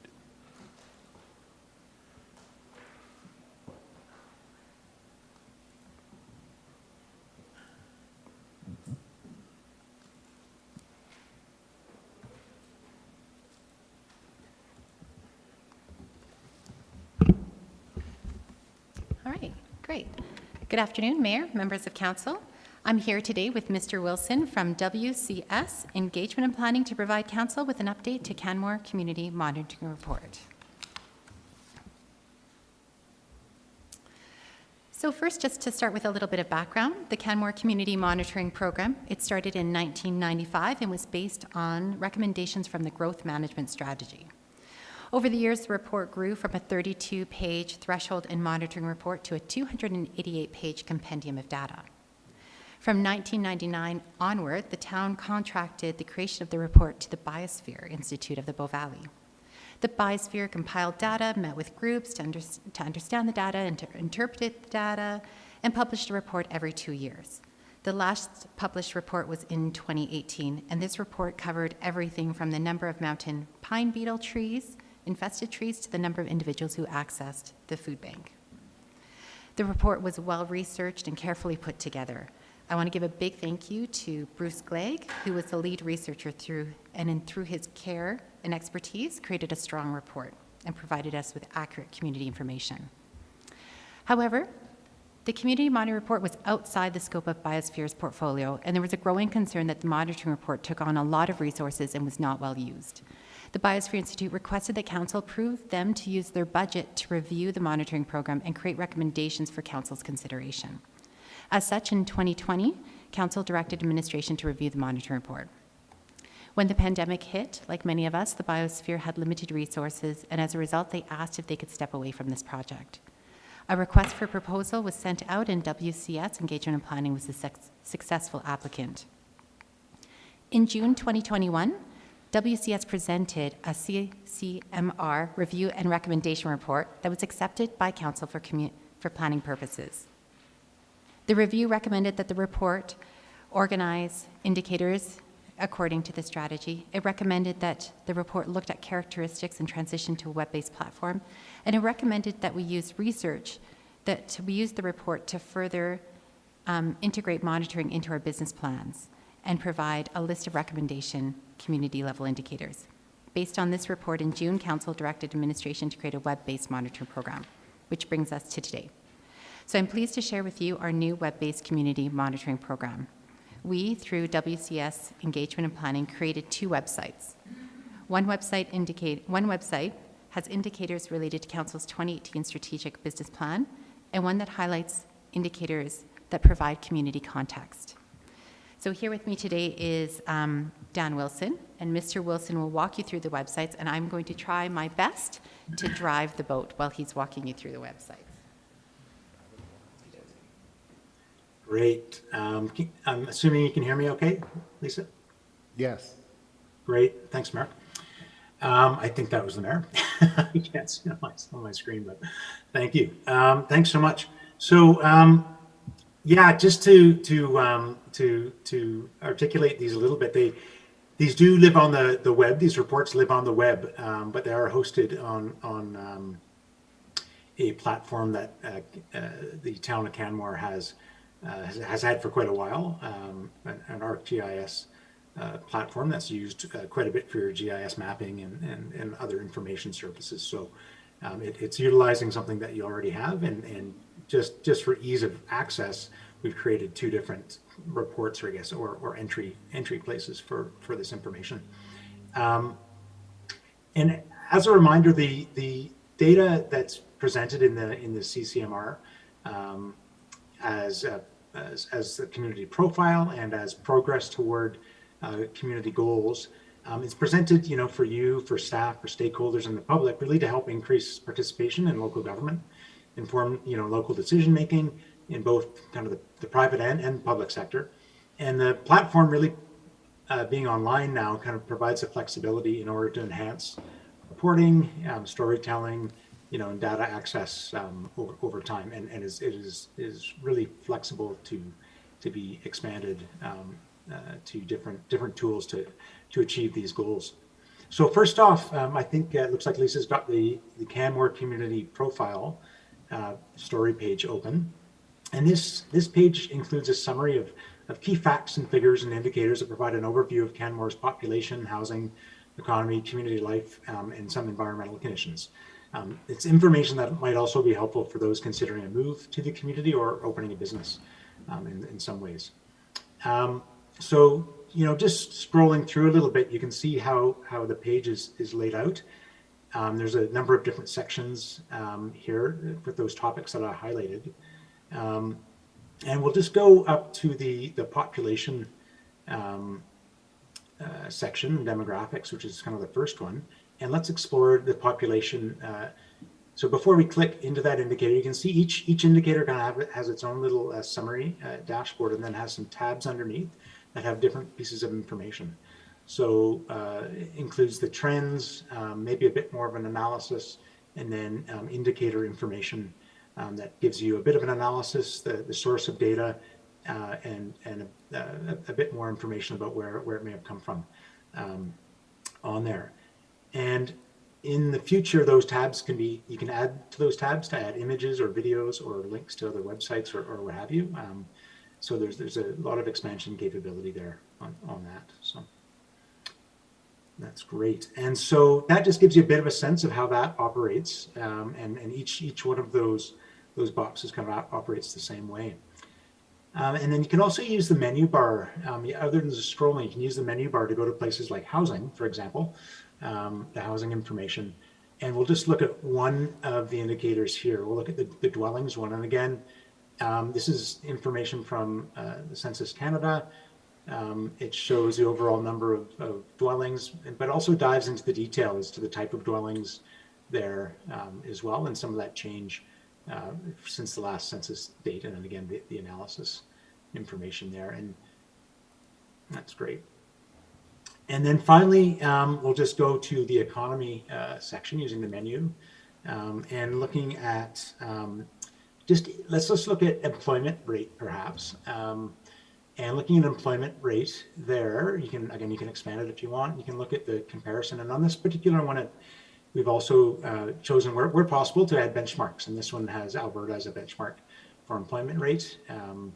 And if you click on the legend on the right, you can kind of toggle those on and off. So just to again show you just some of the functionality, if you click on those, you can, yeah, just change those a little bit. So anyway, it gives the user a bit of interaction if they want to have a different chart in case they want to copy and paste that into something that they're doing. So let's now go to the Canmore Community Progress Monitoring page. It includes a summary of the key Town of Canmore indicators that track progress toward the community areas of focus, and the associated goals are articulated with them from the Town of Canmore's 2019 to 2022 strategic plan, which is still, effectively the plan and progress. And this is what it was designed around. And so you can see how it's, again, is set up around the different focus areas. And let's look at the community one first. And we can look at, just to keep things moving, let's look at some of the other functionality that we have here. And it has to do with the residential density. So this particular one, so I'm just trying to expand my screen here so I can see it a little bit bigger. Come on, there is that going to work? No. Here we go. Yeah, so that essentially it hooks into your mapping tools that you have within the town. And then so it's some new information that was calculated here, which is looking at the number of dwellings per hectare and broken out by by kind of neighborhood. We've grouped a couple neighborhoods together. And there is a legend, it may be hard to see it when it's expanded like that. If you just shrink it again, yeah, just scroll up just a tiny bit, maybe just to get to that there. Oh, there you go. You can see the legend there. So maybe just click on the legend.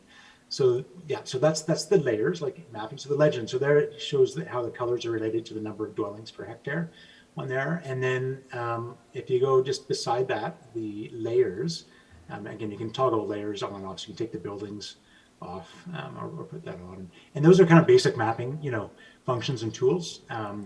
It's pretty basic compared to what your staff with Devon can do with GIS, but just wanted to give you an example of an indicator that kind of benefits from a mapping perspective. And there may be a couple more that over time can be transitioned into this type of a setup. And then just using the menu bar, if you could also just go to the environmental sustainability goal and focus area. So it has the goal there. And let's pull up landfill waste and just look at the trend on that one. Okay, so there's the trend. We can expand that if we want. It should, here we go. We can expand that. So we can look at the trend. And I don't know if we saw this function earlier, but so this shows the trend of the total solid landfill waste. In the next tab for this particular one, because you have a target around landfill waste per capita, this has a bit more information on it. And again, so it shows the target for 2020 and the target, I think, for 2035 on there as well as a reference point. And there's a number of indicators that are set up this way to measure progress toward those targets. And again, you can toggle each one of those on and off. You can always use the slider at the top to shrink the years, because there's so many years on this particular indicator. We put a slider so you can really just hone in on maybe the past decade or the past 2 or 3 years if you want for comparison. So that just gives you a sense of just some of the information that's up there and the functionality that the website provides users, and a bit of a sense of how it could be expanded to some other uses there as well. So at this stage, maybe Lisa, I'll just let's leave it here. And if we wanted to provide counsel, if they have any questions just on the current functionality of this tool, how it could be used, or maybe a few questions if there's anything related to data itself. There's lots of information up there. You can maybe handle a couple questions on that as well, so if desired. So. Councillor Graham. Thank you, Mr. Wilson. I'm wondering, the data behind this is dynamic or imported? Yeah, great question. So a lot of our work included cleaning old data from the old reports and reporting tools. It was all in Excel. And then we imported that into an Excel document, found the latest data, added that to an Excel document, and then that information was imported into this this software. And so at the moment, it is the intent would be that whenever that data is available, that it is added to the ArcGIS platform, so that it can then be updated, potentially more frequently than once a year. And the information at the moment, there isn't any information directly tied to, any other type of dynamic data source. For example, you can imagine maybe the waste, the drinking water system probably, sends out a ton of data to engineering staff, every day and every minute, of the quality of how much water is flowing through the system and all of that information. So at the moment, nothing's directly connected to that while it's changing. But certainly the potential for, putting something online allows for those types of linkages to happen at some point, potentially in the future, if desired. So. Do you mind if I just jump in for a sec, Dan? So right now, like Dan said, it's static data, it's not dynamic. And part of the scope that we're going to be putting forward potentially for a future potential is having it a bit more, bringing it in-house so we can update it, but it will never be, we don't have it in the scope to make it dynamic. So it will never be updated live, but we are hoping to, if we bring the data collection in-house, have it updated more regularly. Thank you. And then just one of the numbers I noticed on the real estate side of things, it said average house price was $750 or something along those lines. $730. $730, is that what it was? Yeah. That is probably the average house price. Yet for a single family home, we're probably in the 1 point somethings, and condos were probably 6 something or something like that these days. And I wonder if it might be helpful to split that out. Yeah, then I think that is split out somewhere. I'll just wait for, so that's the median home resale price. I think if you click on trend or type, it probably breaks that out on the tab there. Sorry, if you just go back to that one, you're Mr. on Wilson, there. yeah, we're Yes. just having a little trouble hearing you now. Oh, average purchase price right here? Yeah, so Lisa, if you can just click on trend or type. So that again is the trend. The info will indicate that that's all types of houses. If you click on type, I think it separates out the single family on that. Gotcha. So there you go. Yeah. And again, you can toggle that on and off if desired. So, yeah. Great. Thank you very much. And this is the median, not necessarily the average. Yeah. So the median is that midpoint, right? Of right. Okay. All Great. sales. It's a bit more reflective. It tends not to be as impacted by big outliers, whether very low price or very high price in this case, which is why the medians are a more kind of realistic and more accurate reflection, I think, of the prices. Great. And so my understanding is, based on the report, that the community progress monitoring will be changed up to reflect the new strategic plan, although I imagine a lot of this information will find its home underneath, like when we're talking about livability, you're probably going to still be things dealing with transportation, that sort of thing. Yeah, and we were going to talk about potential next steps for in the presentation, but yes, the idea is that council has the option to update to the new strategic plan, as well as to, which will be some moving around, as well as to update some of the indicators that we use. Great, thank you. I'll go to Councillor McCallum in just one moment. I just wanted to point out that I did see, and it was under which one? The profile. Under population, I think the Statistic Canada was 15,990, and so. Dan, do you want to talk to that one? Yeah, well, I could double check that one. I'm pretty sure this one should be from the census as the base, which is 2021. I think if you go to the permanent, just click on the permanent tab there. If you can, and it probably articulates it. Yeah, so just shrink it there. Slide the slider, so we just look at the most recent years on that particular chart. So the little slider, yeah, just at the top. No, oh, you can expand it if you want. Yeah. So we Yeah, so project- that is an estimate for 2022, so it'll describe that in the information. So you're right, 2021, I think, was around, again, it looks like it's rounded it up to 16 there, I think. So is the 2022 a projection then? Well, it wouldn't be, yeah, it would be an estimate, yeah, based on, and I think describes in the information there. I'm just going to read the information here that I've got in front of me. I think it talks about the fact that it's taken the average growth from the last census and just, yeah, projecting what it could be there going forward. So, okay, great. Thank you for explaining that. Councillor McCallum. Thanks. Hey, Dan, this looks great. Hey. You know, I have always admired Whistler's version of this. I just was wondering if there will be any comparators at all. So for instance, you know, I'm looking at the community progress monitoring, and it's always a number I keep my eye on in the CCMR in the past, which is investment income. And I remember it jumping out at me in the printed versions of this that we'd had in the past, where investment income average nationally was like 5%, and in Canmore it was 17%. And so I'm wondering, it kind of gives context to the numbers. Is that in here, or is that something that's expected to come in the future, or?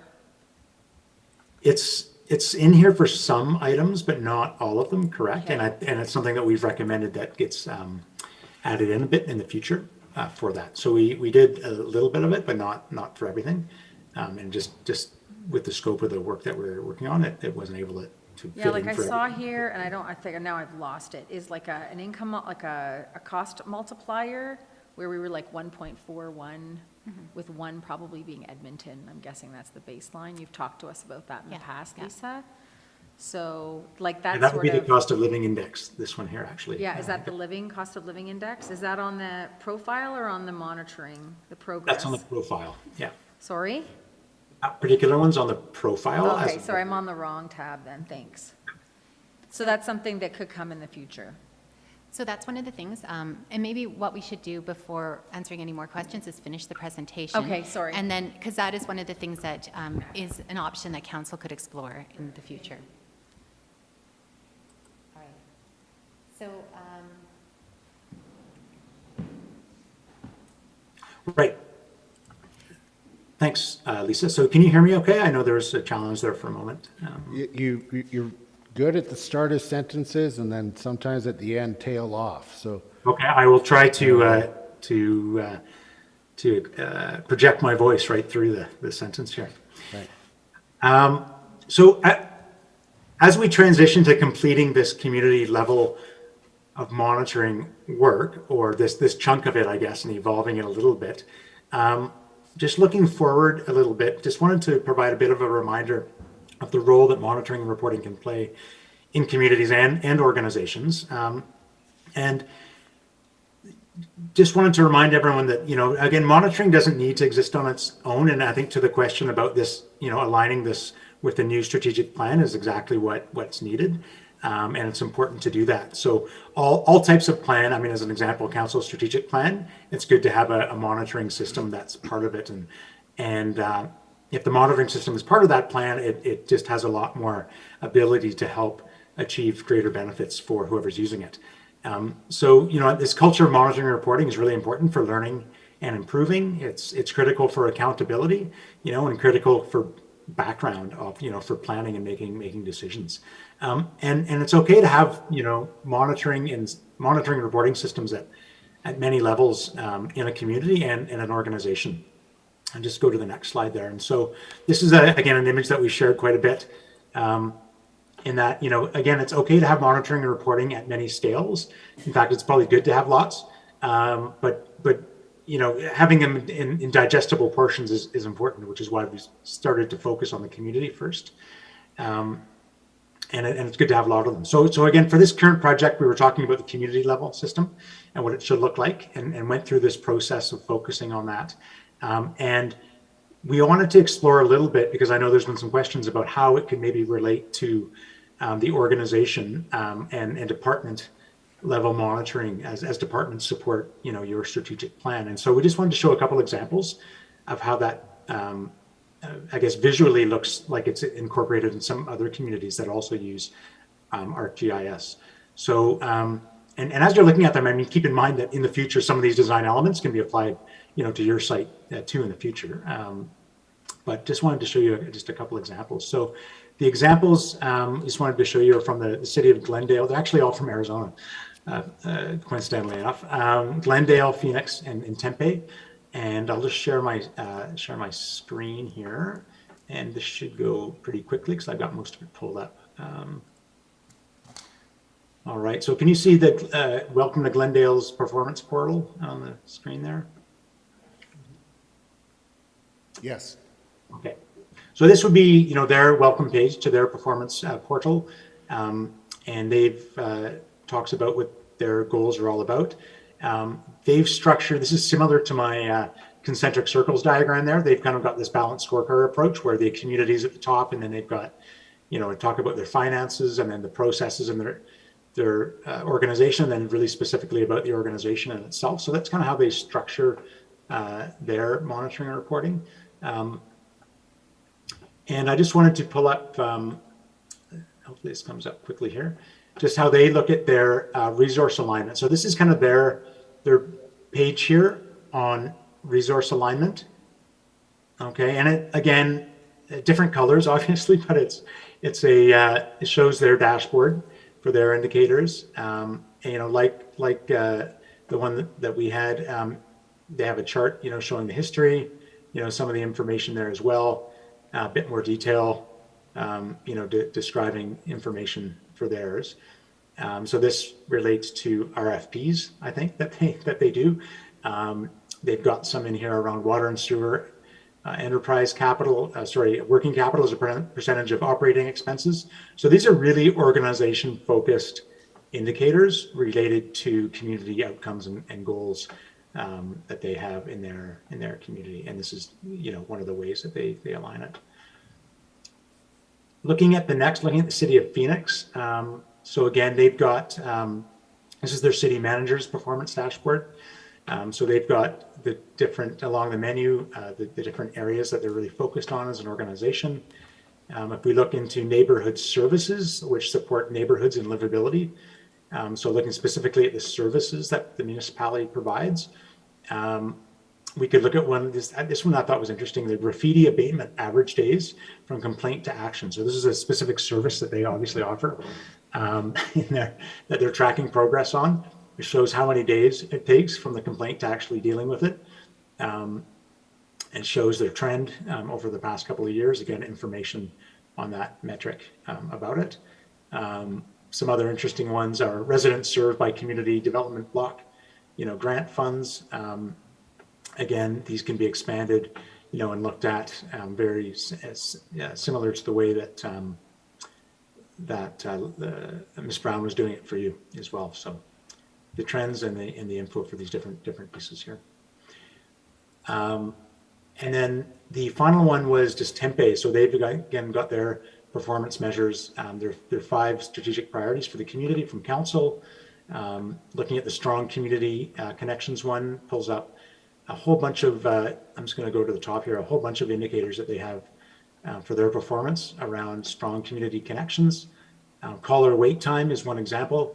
So again, they have a baseline, they have a target, and this is some things we've talked about maybe doing on some of your work in the future with targets. And then you can dive into that wait time one, and there's a little dashboard, which this is probably dynamic, to be honest, probably tied into their system, or it shows the caller wait times, by month, with their target date on there, information about the quarter, so Q4, and their targets here as well, so how it reflects the target, and then a bit more information down here.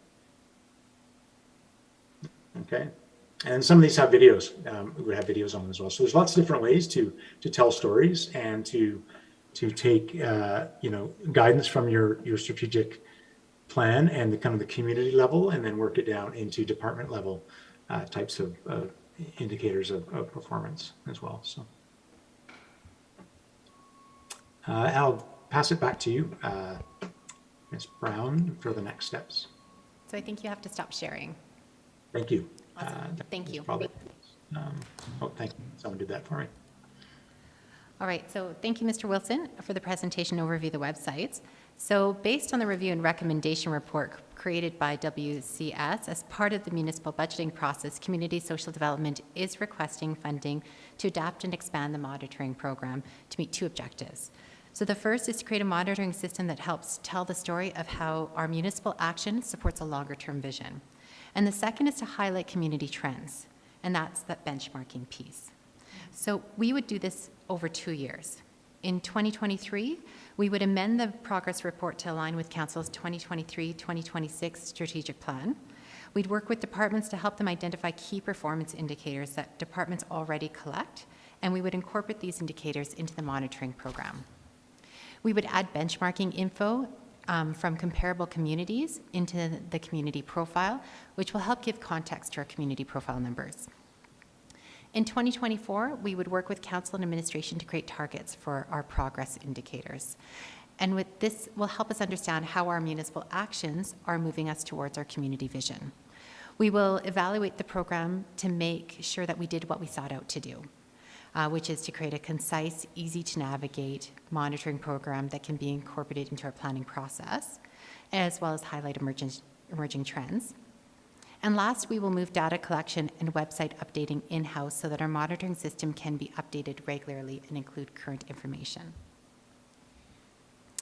So Canmore has been cutting edge by consistently creating and updating a monitor report. The report provides historical context, highlights community trends, and increases government transparency. But it is time for our monitoring program to grow so that our municipal information is easy to understand and to navigate. Our proposed next steps for this project align with our municipal relationships outcome, which states that our community understands the value of a strong public service. In addition, it aligns with Government of Canada's commitment to International Open Data Charter, which includes working with provincial and municipal governments to ensure that data is easy to use and comparable. And it aligns with the Province of Alberta's Open Data Policy, which aims to provide a single approach to providing information and data for public use, adaptation, and distribution. Thank you for your time. Can we answer any additional questions? Great. Thank you, Ms. Brown. Thank you, Mr. Wilson, for your presentation. Yes, these look fantastic. And I can see how it's going to be really well used by council, the community, and your efforts are appreciated. So just to confirm, today is just we're being provided with this overview for information, and then those suggested next steps would be considered as part of the budgeting process, correct? That's right. Okay. Looking to Councillor Faubert for a question. Thank you, Mayor Krausert, and thank you, Ms. Brown and Mr. Wilson, for your presentation. I believe during the review process, I may have been one of the only people who cried and asked you to keep the monitoring report, but that's okay. It's not about me. I have to say that looking at what you presented, I really love how it's gone from two-dimensional, like ink on paper, to this interactive data set where you can, with your mouse, change how you see and the information and go deeper into it and go from one type of information to the other more easily than, say, flipping pages. So I was wrong, and I like this better. So thank you. My question is, do you plan to launch this in the community publicly in terms of being a resource for people to access, and what does that look like? And then the monitoring report that came before often included an analysis on trends and recommendations. Is that something that would also continue, or is that different? So to answer your first question, it's already publicly available. It's on the town website under community statistics. And I will work with communications to make sure that we can get it well known. For your second question, the analysis, we actually removed that part, the interpretation, out of the 2018 monitoring report, because what we found is by the time the numbers got there, the interpretation was outdated. So instead what we did is say, these are who you should talk to. These are the individuals you should talk to. And that's the kind of strategy that we can use as well in the future. So especially once we start adding department level data, like we can have the data there and publicly accessible, but if you really want to understand the nuance, you should really talk to the experts so it's not misconstrued by any ways. Awesome, thank you. I'm just curious, you mentioned it's on the website under statistics? Under council, town hall, community statistics. Okay, town hall. Okay. There we are. Okay, excellent. Thank you. Councillor Graham. Thank you. I too think this is a huge step in the right direction, and well done on the work you've done to date. For the budgeting process, personally, I would like to see what the capital cost in implementing the dynamic data up front is versus the operational cost of importing data however often you're going to import it. I think the more real-time that data is, the more meaningful it is. Yeah, I'd like to know those numbers going forward. That would take a little bit of work to do. I'm sure. And also I think some data sets will not be able to be live. I mean, Probably. Statistics Canada comes out when it comes out. And also, it might mean more than just this one system, because each department collects data in a different way, which is why we had that operational piece, but it's something I can definitely explore. I certainly understand the challenges of sourcing that data, importing that data, and the dynamic nature of that, certainly, and I also understand that it takes people's time to do it the manual way. Thank you. Any other questions? Seeing none, thank you very much to both of you.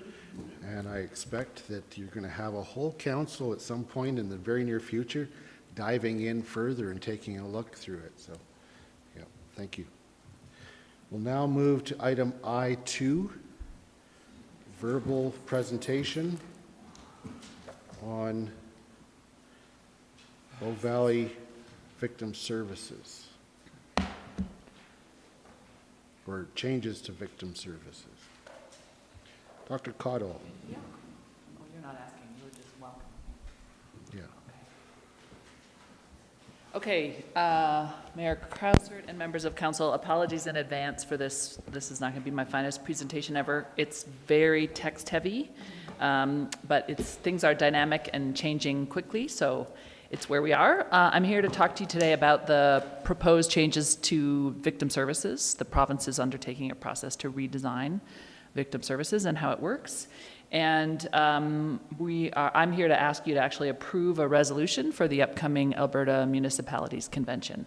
So I'm going to walk through a little bit the background and how we got to this point today, and then we can talk about the actual resolution and what that means. So again, I'm here to ask that council approves an emergent resolution for the upcoming Alberta Municipalities Convention. So the convention, as you know, is in Calgary later this month.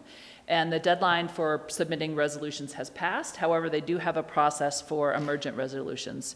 They are due on the first day of the convention. And the criteria are that the resolution must deal with an issue of concern to Alberta municipalities that's arisen after the deadline, have a critical aspect that needs to be addressed before the next convention, and that it comply with the guidelines for resolutions, which is basically that it follows the right formatting.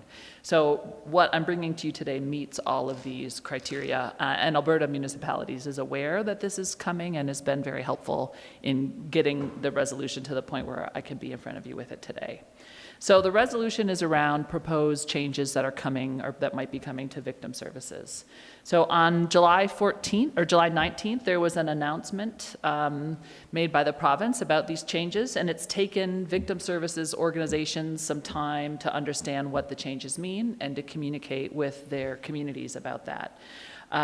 I got it because I get all of the province news releases and I volunteer for victim services. So I sent the news release to Peter Quinn and Nancy Lewis, who is the ED and the board chair, just saying it's unclear to me what this means. And they, because the media release was unclear, and they asked for a meeting, so I have met with them. And when they were in the building, they also bumped into Councillor McCallum, who was saying, oh, it's so exciting to hear Alberta municipalities had done some communication saying we won, because for a piece of advocacy that they did, there were some changes, but they missed some of the nuance. And so she also raised the concern after she met with Peter and Nancy with Alberta municipalities, and they suggest we look at creating a resolution. The town of Tofield has also reached out to Alberta municipalities with concerns, and I've been communicating with their assistant CIO. They're prepared to be the second on this resolution. They have a meeting next week. As an emerging resolution, we don't actually need a seconder, but it always is helpful if there's more than one community who has the same concern to have it. So once this meeting is done, they're prepped to hand it off next week. And all of this happened last week. The meeting with Peter and Nancy happened the week before, but there's been a lot of back and forth in the last week with Alberta municipalities and the town of Tofield about how we might move something forward and what it means. So here's the background, and Lisa Brown knows a ton about this, so feel free to, if I'm off on something, just jump in and let me know, and feel free to speak up. So in 2018, Alberta municipalities passed a resolution calling for the government of Alberta to use the Victim of Crime Fund to adequately fund provincial victim service units. In 2016, there had been an Auditor General's report saying that the organizations were woefully unfunded and the Victims of Crime Fund was not being well used to support victim services units. So Alberta municipalities did some advocacy that they provide staffing levels required to assist victims of crimes, and that they address improved fund management, that the province being the they. Alberta municipalities also submitted a bunch of resolutions. So after that 2016 Auditor General's report, the province did a very short consultation on the funding mechanism in 2019. And Alberta municipalities was involved in that, and they suggested that the needs, concerns, and diversities of victims of crime should be centered in how the fund is used, that programs and services for victims of crime need to be better advertised and coordinated throughout the province, that they needed to support rural transportation initiatives and leverage technology to promote equitable access, so that shouldn't matter where you live, you should be able to have equitable access if you are a victim of crime anywhere in the province of Alberta. That the victim service units should receive adequate funding, with mental health services being prioritized. That the Victim of Crimes Fund has to be maintained as a distinct fund and not put into general provincial revenues. So that's what our Alberta municipalities advocated to the province for in 2019. In terms of funding, almost all police-based, which is what we have in Canmore, victim service units in Alberta must fundraise. They fundraise to provide basic services to victims of crime, services that are guaranteed to all Canadians under the Federal Victims' Bill of Rights. Some programs must fund as much as 50% of their total annual operations to continue operating. So they do not receive full funding from the province. It's held up by the local community. In 2016, the Auditor General's report noted that without improved management of the Victims of Crime Fund, quote, programs for victims of crime that are run by police-based VSUs and community organizations may not receive sufficient grant funding to deliver on the intent set out in the Victims of Crime Act. In 2020, the government of Alberta passed legislation to expand the scope of the Victim of Crime Fund to include public safety initiatives. So the money that they get from when there's an offense and ticketing was being expanded to fund public safety initiatives. This made Alberta the only province in all of Canada that did not restrict the use of its Victims of Crime Fund to supporting victims. So at the same time as they made that change, 2 MLAs were tasked with leading a working group to review service gaps in the Victim Service Unit services, as per the 2016 Auditor General's report. Alberta Justice and Solicitor General replaced the financial benefit for victims with an interim program with a new assistance model. And according to the ministry's most recent annual report, 59% of the $64.7 million that was spent from the Victims of Crime Fund went to public safety initiatives. About 1/3, or $21 million, was allocated to victim services organizations, and only 8.5%, or $5.5 million, went directly to victims of crime. In 2018 and 2019, before the changes were made, $19.4 million was spent directly assisting victims. So with this change, the amount of support that went to victims was radically decreased by the province. Alberta municipalities, as I mentioned, did do some advocacy and had some success. So they strongly opposed these changes. They launched an MLA letter writing campaign, of which Canmore participated. Mayor Barrowman wrote a letter at the time. They called on the province to reverse the changes where the Victims of Crime Fund was being used to fund public safety initiatives, and they called on them to provide ongoing sustainable funding to all victim services programs.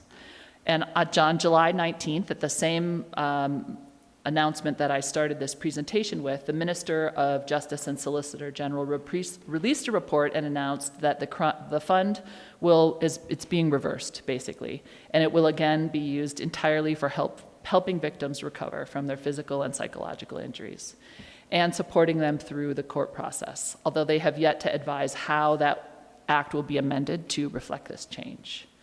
They are also expanding supports and providing emergency assistance when required. And then starting just last week in September, they've launched a new victim assistance program. It's meant to give victims quick access to emergency financial assistance, such as emergency support for domestic violence victims, relocation assistance for human trafficking victims. They had put in a 45-day limit where you could apply, and for victim services support, they've increased that now to 2 years. They've increased the financial support for counseling services to $12,000. They've provided extended medical health benefits to victims with serious injuries. They've provided additional financial supports to victims with severe injuries. They provide victims of court attendance with reimbursement.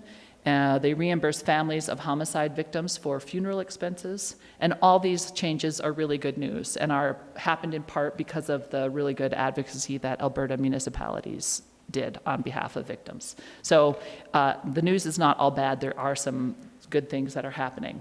But at the same time that they announced all this good news, there are some additional changes being proposed that I think are troubling.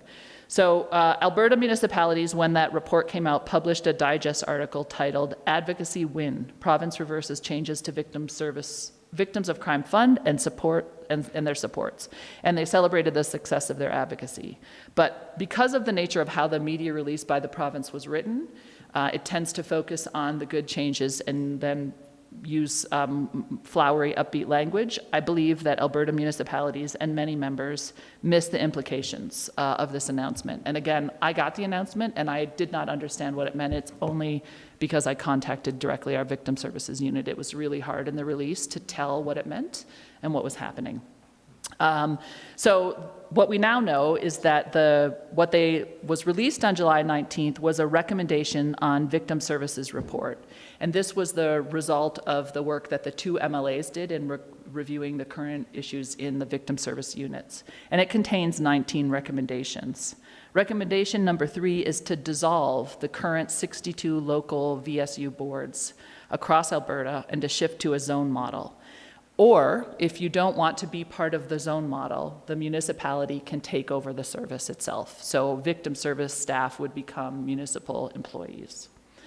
And recommendation number 5 removes support for victims of tragedy. So sudden death, car accidents, fire, your house catches on fire, and potentially even victims of nonviolent crime. It's not yet clear if the funds will be used only for violent crime or also nonviolent crime, but you can no longer, in the new model, receive support from the victim services unit if you are a victim of a tragedy. It must only be violent crime and potentially nonviolent crime. So there's multiple concerns with this. This change was recommended despite a lack of consultation with municipalities. So the report that was released by the two MLAs did do consultation, but never had any direct contact with municipalities. But one of their proposed changes to the model is that municipalities could take on the staff and the work. There's no information on how long-term funding for municipalities would be guaranteed. So likely if municipalities do this, it will become another form of downloading, very similar to what we see with FRN and FCSS, where those programs get funding for 3 or 5 years with no increases, no recognition of cost of living. That it's not clear yet, but based on past behavior, I believe that's a predictor of the future. Nowhere in the report does it document any problems with the current service model. And in fact, the limited engagement that was done asked people, which of these 3 models would you prefer? They didn't say, does the current model work? Could we amend the current model and make some changes? It was just, there will be a new model. Which of the 3 do you believe is best? The MLAs who completed the report did advise that the organizations and people involved in victim services go above and beyond every single day to ensure victims are not alone. Their passion, commitment, and dedication are an inspiration to all of us and truly make a difference in our communities. Yet they are fundamentally changing the work of the group. Consultation did not include gaps in provincial services that were created during the government's closure of multiple victim services units prior to and during the consultation. The report advises that victims' needs should be the #1 priority, yet at no time during the process were victims given the opportunity to provide input. And we got in August, late August, a bunch of municipalities were copied on a letter to the town of Tofield. They had written a letter to Honorable Minister Shandro with concerns about the July 19th announcement. And one of them was that municipalities were not consulted, and he indicated that Alberta municipalities attended the engagements on the proposed sessions and were comfortable with this approach. So part of what we want to test is if that's actually Alberta municipalities' understanding as well. There are still more concerns. The recommendation outlines several program elements of concern because it's not clear if supports will be provided for the following. Those who have to flee and require assistance, injury benefits for survivors with chronic issues or traumatic injuries, financial compensation for transportation to access health or legal services, and financial assistance for Indigenous cultural practices. We can't tell in the information that's been provided if any of these services will remain. There's inadequate information on transition timing and new program details. Funding has been guaranteed for current victim services organizations. So the province annual year is April to April. So the current funding that's been allotted through the end of March 2023 will remain in place. But what our local victim service unit office has been told is that they've asked for an extension to March 2024, but they haven't granted it yet. So it is possible that these changes will take place starting in April of 2024. And based on our experience when we transitioned from ParentLink to FRN, it wouldn't be surprising if something similar happens where there's a 6-month study of how the transition will take place and then a 1-month time frame to apply and be told whether or not you've gotten funding and then move very quickly to the new model. We certainly have seen it before. So there's potential that the funding could be extended and it could take a year to transition, or it could happen by March. And again, this is one of the reasons why we believe this fits to be an emerging issue, is because the timelines are not clear. Local paid victim service unit staff, so this is not just in the Bow Valley, it's all throughout the province. They'll be invited to apply to see if there are positions that they could fill within the new model, but there's no guarantee that they will be hired. So it's unclear if there will be changes to the current staffing complement. If there is a reduction in the number of victim services staff, or if current staff, especially for us locally, are not hired, there's certainly a loss of community relationships and local expertise. The funding model appears to be improved. So as I said, they're no longer funding public safety initiatives, but it also appears that there will be new high-paid positions at the zonal level, and it's unclear what that means at the local level. It's unclear if the new structure model could change and identify the function of the local victim services unit, so how they operate may be fundamentally changed. And the zonal approach adds another layer of bureaucracy. It also further removes the funder from the victim. The proposal indicates that an area manager is allotted dollars based on reportable data and community size from regional bodies or zones. Which is allocated from the Justice and Solicitor General. So in the existing model, dollars are provided to the police through GSJ directly. So it just adds another layer in between funding. And currently, victim services units not only support victims of tragedy, it also connects them with the Red Cross for additional supports. And in this new model, that funding, that connection won't be funded any longer. So again, this would become a form of provincial downloading. The municipality, likely the Community Social Development Department, would be taking that connection work on. So just to understand recommendation number 3 a little bit more in the context, this shows the 4-zone model. So Canmore would be in the southern zone. Basically, it's a very similar model to Alberta Health Services and the zones that exist in Alberta Health Services. So it's mirroring, the recommendation is to mirror that. So if the recommendation goes forward, the current Bow Valley Victim Services will have to dissolve their board, and they will be part of the southern zone. The report does say that you will have a staff person who lives in your community still, but they could also be called on to attend outside of the community. So they'd be on call throughout the entire zone. So anywhere in that line, that's sort of the bottom section, the Bow Valley worker could potentially be called to anywhere in the southern zone of the province. Which means that the zone will have one volunteer coordinator who coordinates all the services that are provided by the zone. So the victim services model relies very heavily on volunteers. Volunteers go on call every evening of the week if there's an emergency, so that staff aren't having to work 24/7. And then that is all coordinated by a local volunteer coordinator. The new model has, for the south zone, one volunteer coordinator for all the communities in that southern zone.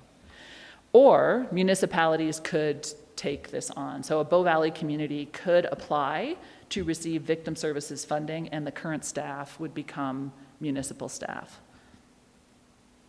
There's, again, I believe, a real high likelihood of provincial downloading with that model, and also insecure funding and lack of increases over time, very similar to what we've seen in other provincial projects. And then just a little bit of context for recommendation of number 5. 2019-2020 was the last financial year that victim services units were operational before COVID. So it's the best data year we have. And in that year, in the Bow Valley, 669 people received support from our victim services program. In the new model, the following people will, if it were the same year, these people would not have been able to be assisted by victim services. 106 people who received support after a sudden death, 62 who received support related to suicide or potential suicide, 47 people who experienced loss or trauma after a motor vehicle collision, 2 which were fatality, 13 with a serious accident or illness, 10 people who received support after a fire, 13 after a crime that was considered mischief, 5 after break and enter, 56 after some kind of threat or fraud, and 25 who received mental health general public assistance. So if the program goes forward, none of those people would be able to receive support from victim services any longer. So what I'm going to do now is read to you the resolution. Everything I've just walked through will be part of a background document. The resolution, we can have 5 whereases, and they're still being tweaked and finalized with the town of Tofield, but this is the current state and basically what I'm asking you to approve. Whereas the province has announced a redesign to the current victim service program, whereas there's been no consultation with municipalities during the MLA-led review, but the recommendation processes a new zonal model for police-based victim services program delivery that creates 4 zones throughout the province and will end locally run boards or have municipalities take over the service delivery, a form of provincial downloading. Whereas the engagement that did occur, stakeholders were presented with 3 concepts for service delivery: zone, government employer, and municipal employer, but they did not include the option of maintaining the current service delivery model as an option, and again, without consultation. And whereas support for victims of tragedy, like sudden death or car accidents, and potentially even victims of nonviolent crime will not be provided. And again, for context, in the Bow Valley, this is a different stat, but similar. Between 2015 and 2020, that's 2,400 individuals who receive support would not be eligible under the new model. Whereas the report advises that stakeholders were concerned that smaller communities would be swallowed up by bigger communities and victims would lose access to local services, yet the recommendations do nothing to address this concern. No detailed information is available on implementation of the new model from the Government of Alberta, and they've called for another phase of stakeholder engagement to determine rollout details. It's therefore resolved that Alberta municipalities advocate for the halting of the rollout of the new victim services model and a new engagement process occur that fully involves municipalities of all sizes, ensures downloading to municipalities does not occur, explores how the current model could be maintained and adapted, and includes support for victims of tragedy. So the next step, I'm asking council for approval to bring that resolution to Alberta municipalities. Again, it'll be a resolution and all that background material. If it's approved by council after this meeting, I will send it to the town of Tofield and Alberta municipalities. They are prepared and know that it might be coming and ready to accept it. And then if it's approved by Alberta municipalities, it would be handed to their advocacy group to begin advocacy work at the province. So the ask for today is that council approve the Victim Services Redesign Resolution for Alberta municipalities as presented. Thank you very much, Dr. Cottle, for a very detailed presentation, and one that you brought together in a very quick and thorough fashion. So thank you for that. I just had one question. So underneath the list of those that you provided that would not have received service, there were some crimes there. So have those types of crimes been specifically excluded, and therefore the concern that nonviolent crimes? Because there was theft, fraud, break and enter. Yeah, so the concern right now is that the model only allows support for violent crime. Okay. Mischief, break and enter, fraud, and theft are not considered violent crimes, even though they are crimes. Right? They're considered tragedies. Okay. So in fact, they are excluded. Okay. Thank you. Looking to council for any other questions. Councillor McCallum. Thank you. I just wanted to clarify, when you use public safety initiatives, we're basically talking about police, is what I understand, that they funneled the money from the Victims of Crime Fund to pay for further rural police supports. Yeah, I don't know for sure. I'm sure, know more about that than me. That is my understanding, though, is that it was police-based because it came from the fund that was intended for police-based victim services units. But I don't know the details of how much of that went to policing and how much of that went to other infrastructure. Okay, thanks. Mm-hmm. Councillor Faubert. Thank you, Dr. Cottle, for your presentation and bringing this before us. How is this even our jurisdiction? The Victims of Crime Act is a provincial jurisdiction. We're talking about people who are involved in the court system. That's provincial jurisdiction. We're talking about the Minister of Justice and Solicitor General. In no way whatsoever until today is this been our role. We support our local victim services group, I think, because that's the right thing to do, but I just jurisdictionally, how can they even put this as an option on the table? That's a great question, and it is interesting that of all the models considered, one to become a Government of Alberta employee is not the one that's moving forward. Yeah, it wasn't until July 19th that the announcement was made. I mean, I guess you could make the argument because all of the victim services units in the province have had to locally fundraise. Many of them have done what we've seen our local office do, which is come to municipalities and ask for support and funding. We do give a small pot of money every year to the Bow Valley Victim Services, as do our neighbors. And so in some ways, maybe the argument is that we've made it our business by financially supporting it when the province was not. I mean, that's the pattern from history, right?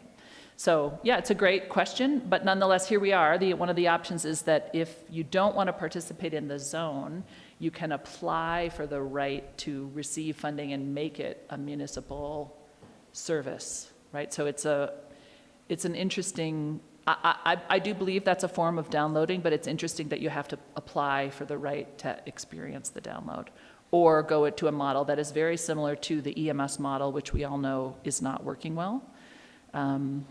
Right, like it's weird because if you don't want to be part of something that's not your job, so we don't but It is almost as if they've created their solution so poorly so that we have to take it over.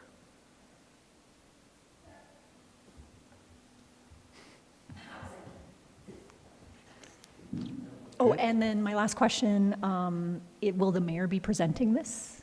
I don't know how, some of you know more about Alberta municipalities than me. Is that what you would speak up and present it? That's what my expectation is. Great. We would need to, liaise ahead of time to grab a bunch of that to put it into, I think, what do you get, a minute? You get 2 minutes. 2 minutes? Yeah, you'll need to say less than I just said, but we could.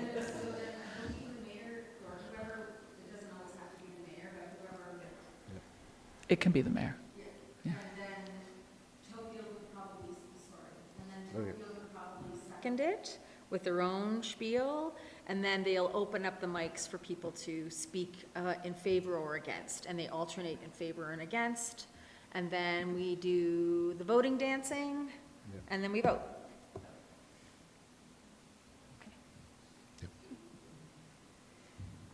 Okay. As long as the mayor's prepared to do that, we can work to figure it out. As long as I don't have to the get mayor's up on stage unavailable, to do I the volunteer. dancing. Councillor Faubert? If you're unavailable, I'm more than happy There you go. to stand in front of Or all there's of our always, colleagues and call the province out on this. Somebody that actually sits on well, you and I both sit on, Alberta Municipalities Committees. Yeah, doesn't matter. Okay. Any other questions? Seeing none? And that's our motion right there. That's your motion? Thank you very much. So I will move that council approve the Victim Services Redesign Resolution for Alberta municipalities as presented. Speaking to the motion,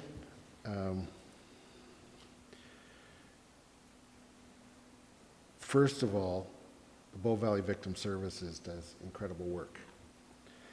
And that work extends to all forms of victims, not just victims of violent crime. And I believe that our community is benefited greatly from that work continuing.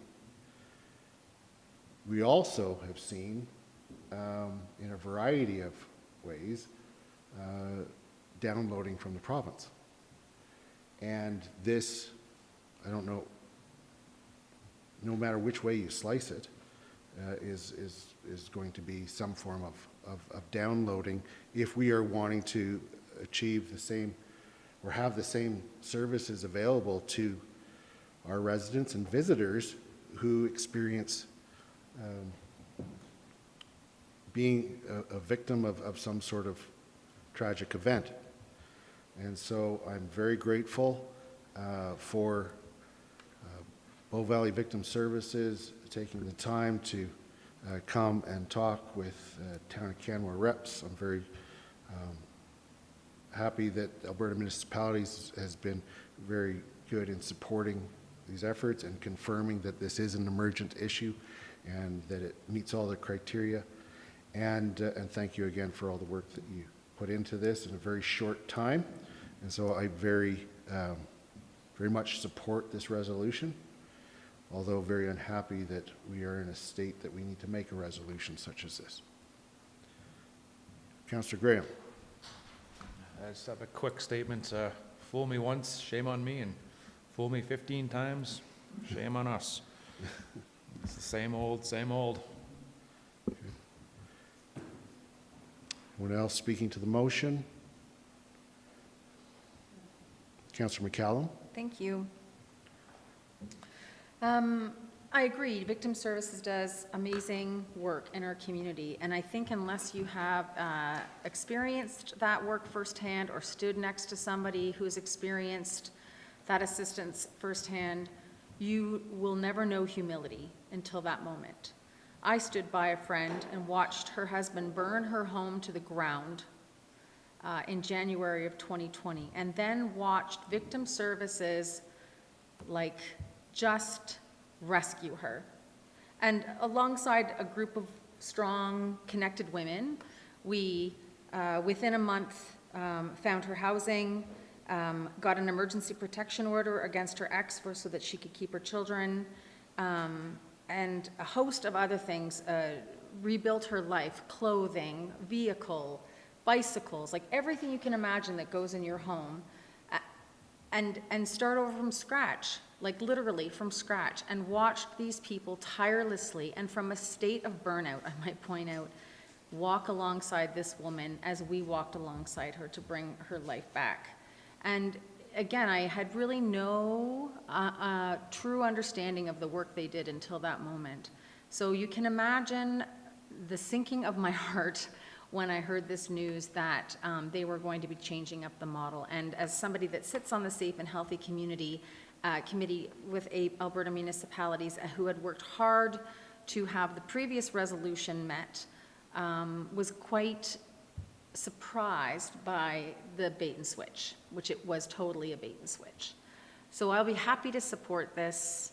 I look forward to seeing this on the convention floor. And I have a great faith in the members of Alberta municipalities that they will see this appeal as what it needs to be, and will support this at the convention. So I'll be happy to support this today. Thank you. Anyone else? All right, I'll call the question. All those in favor? Carried unanimously. Thank you. And with that, I will move that we adjourn. All those in favor?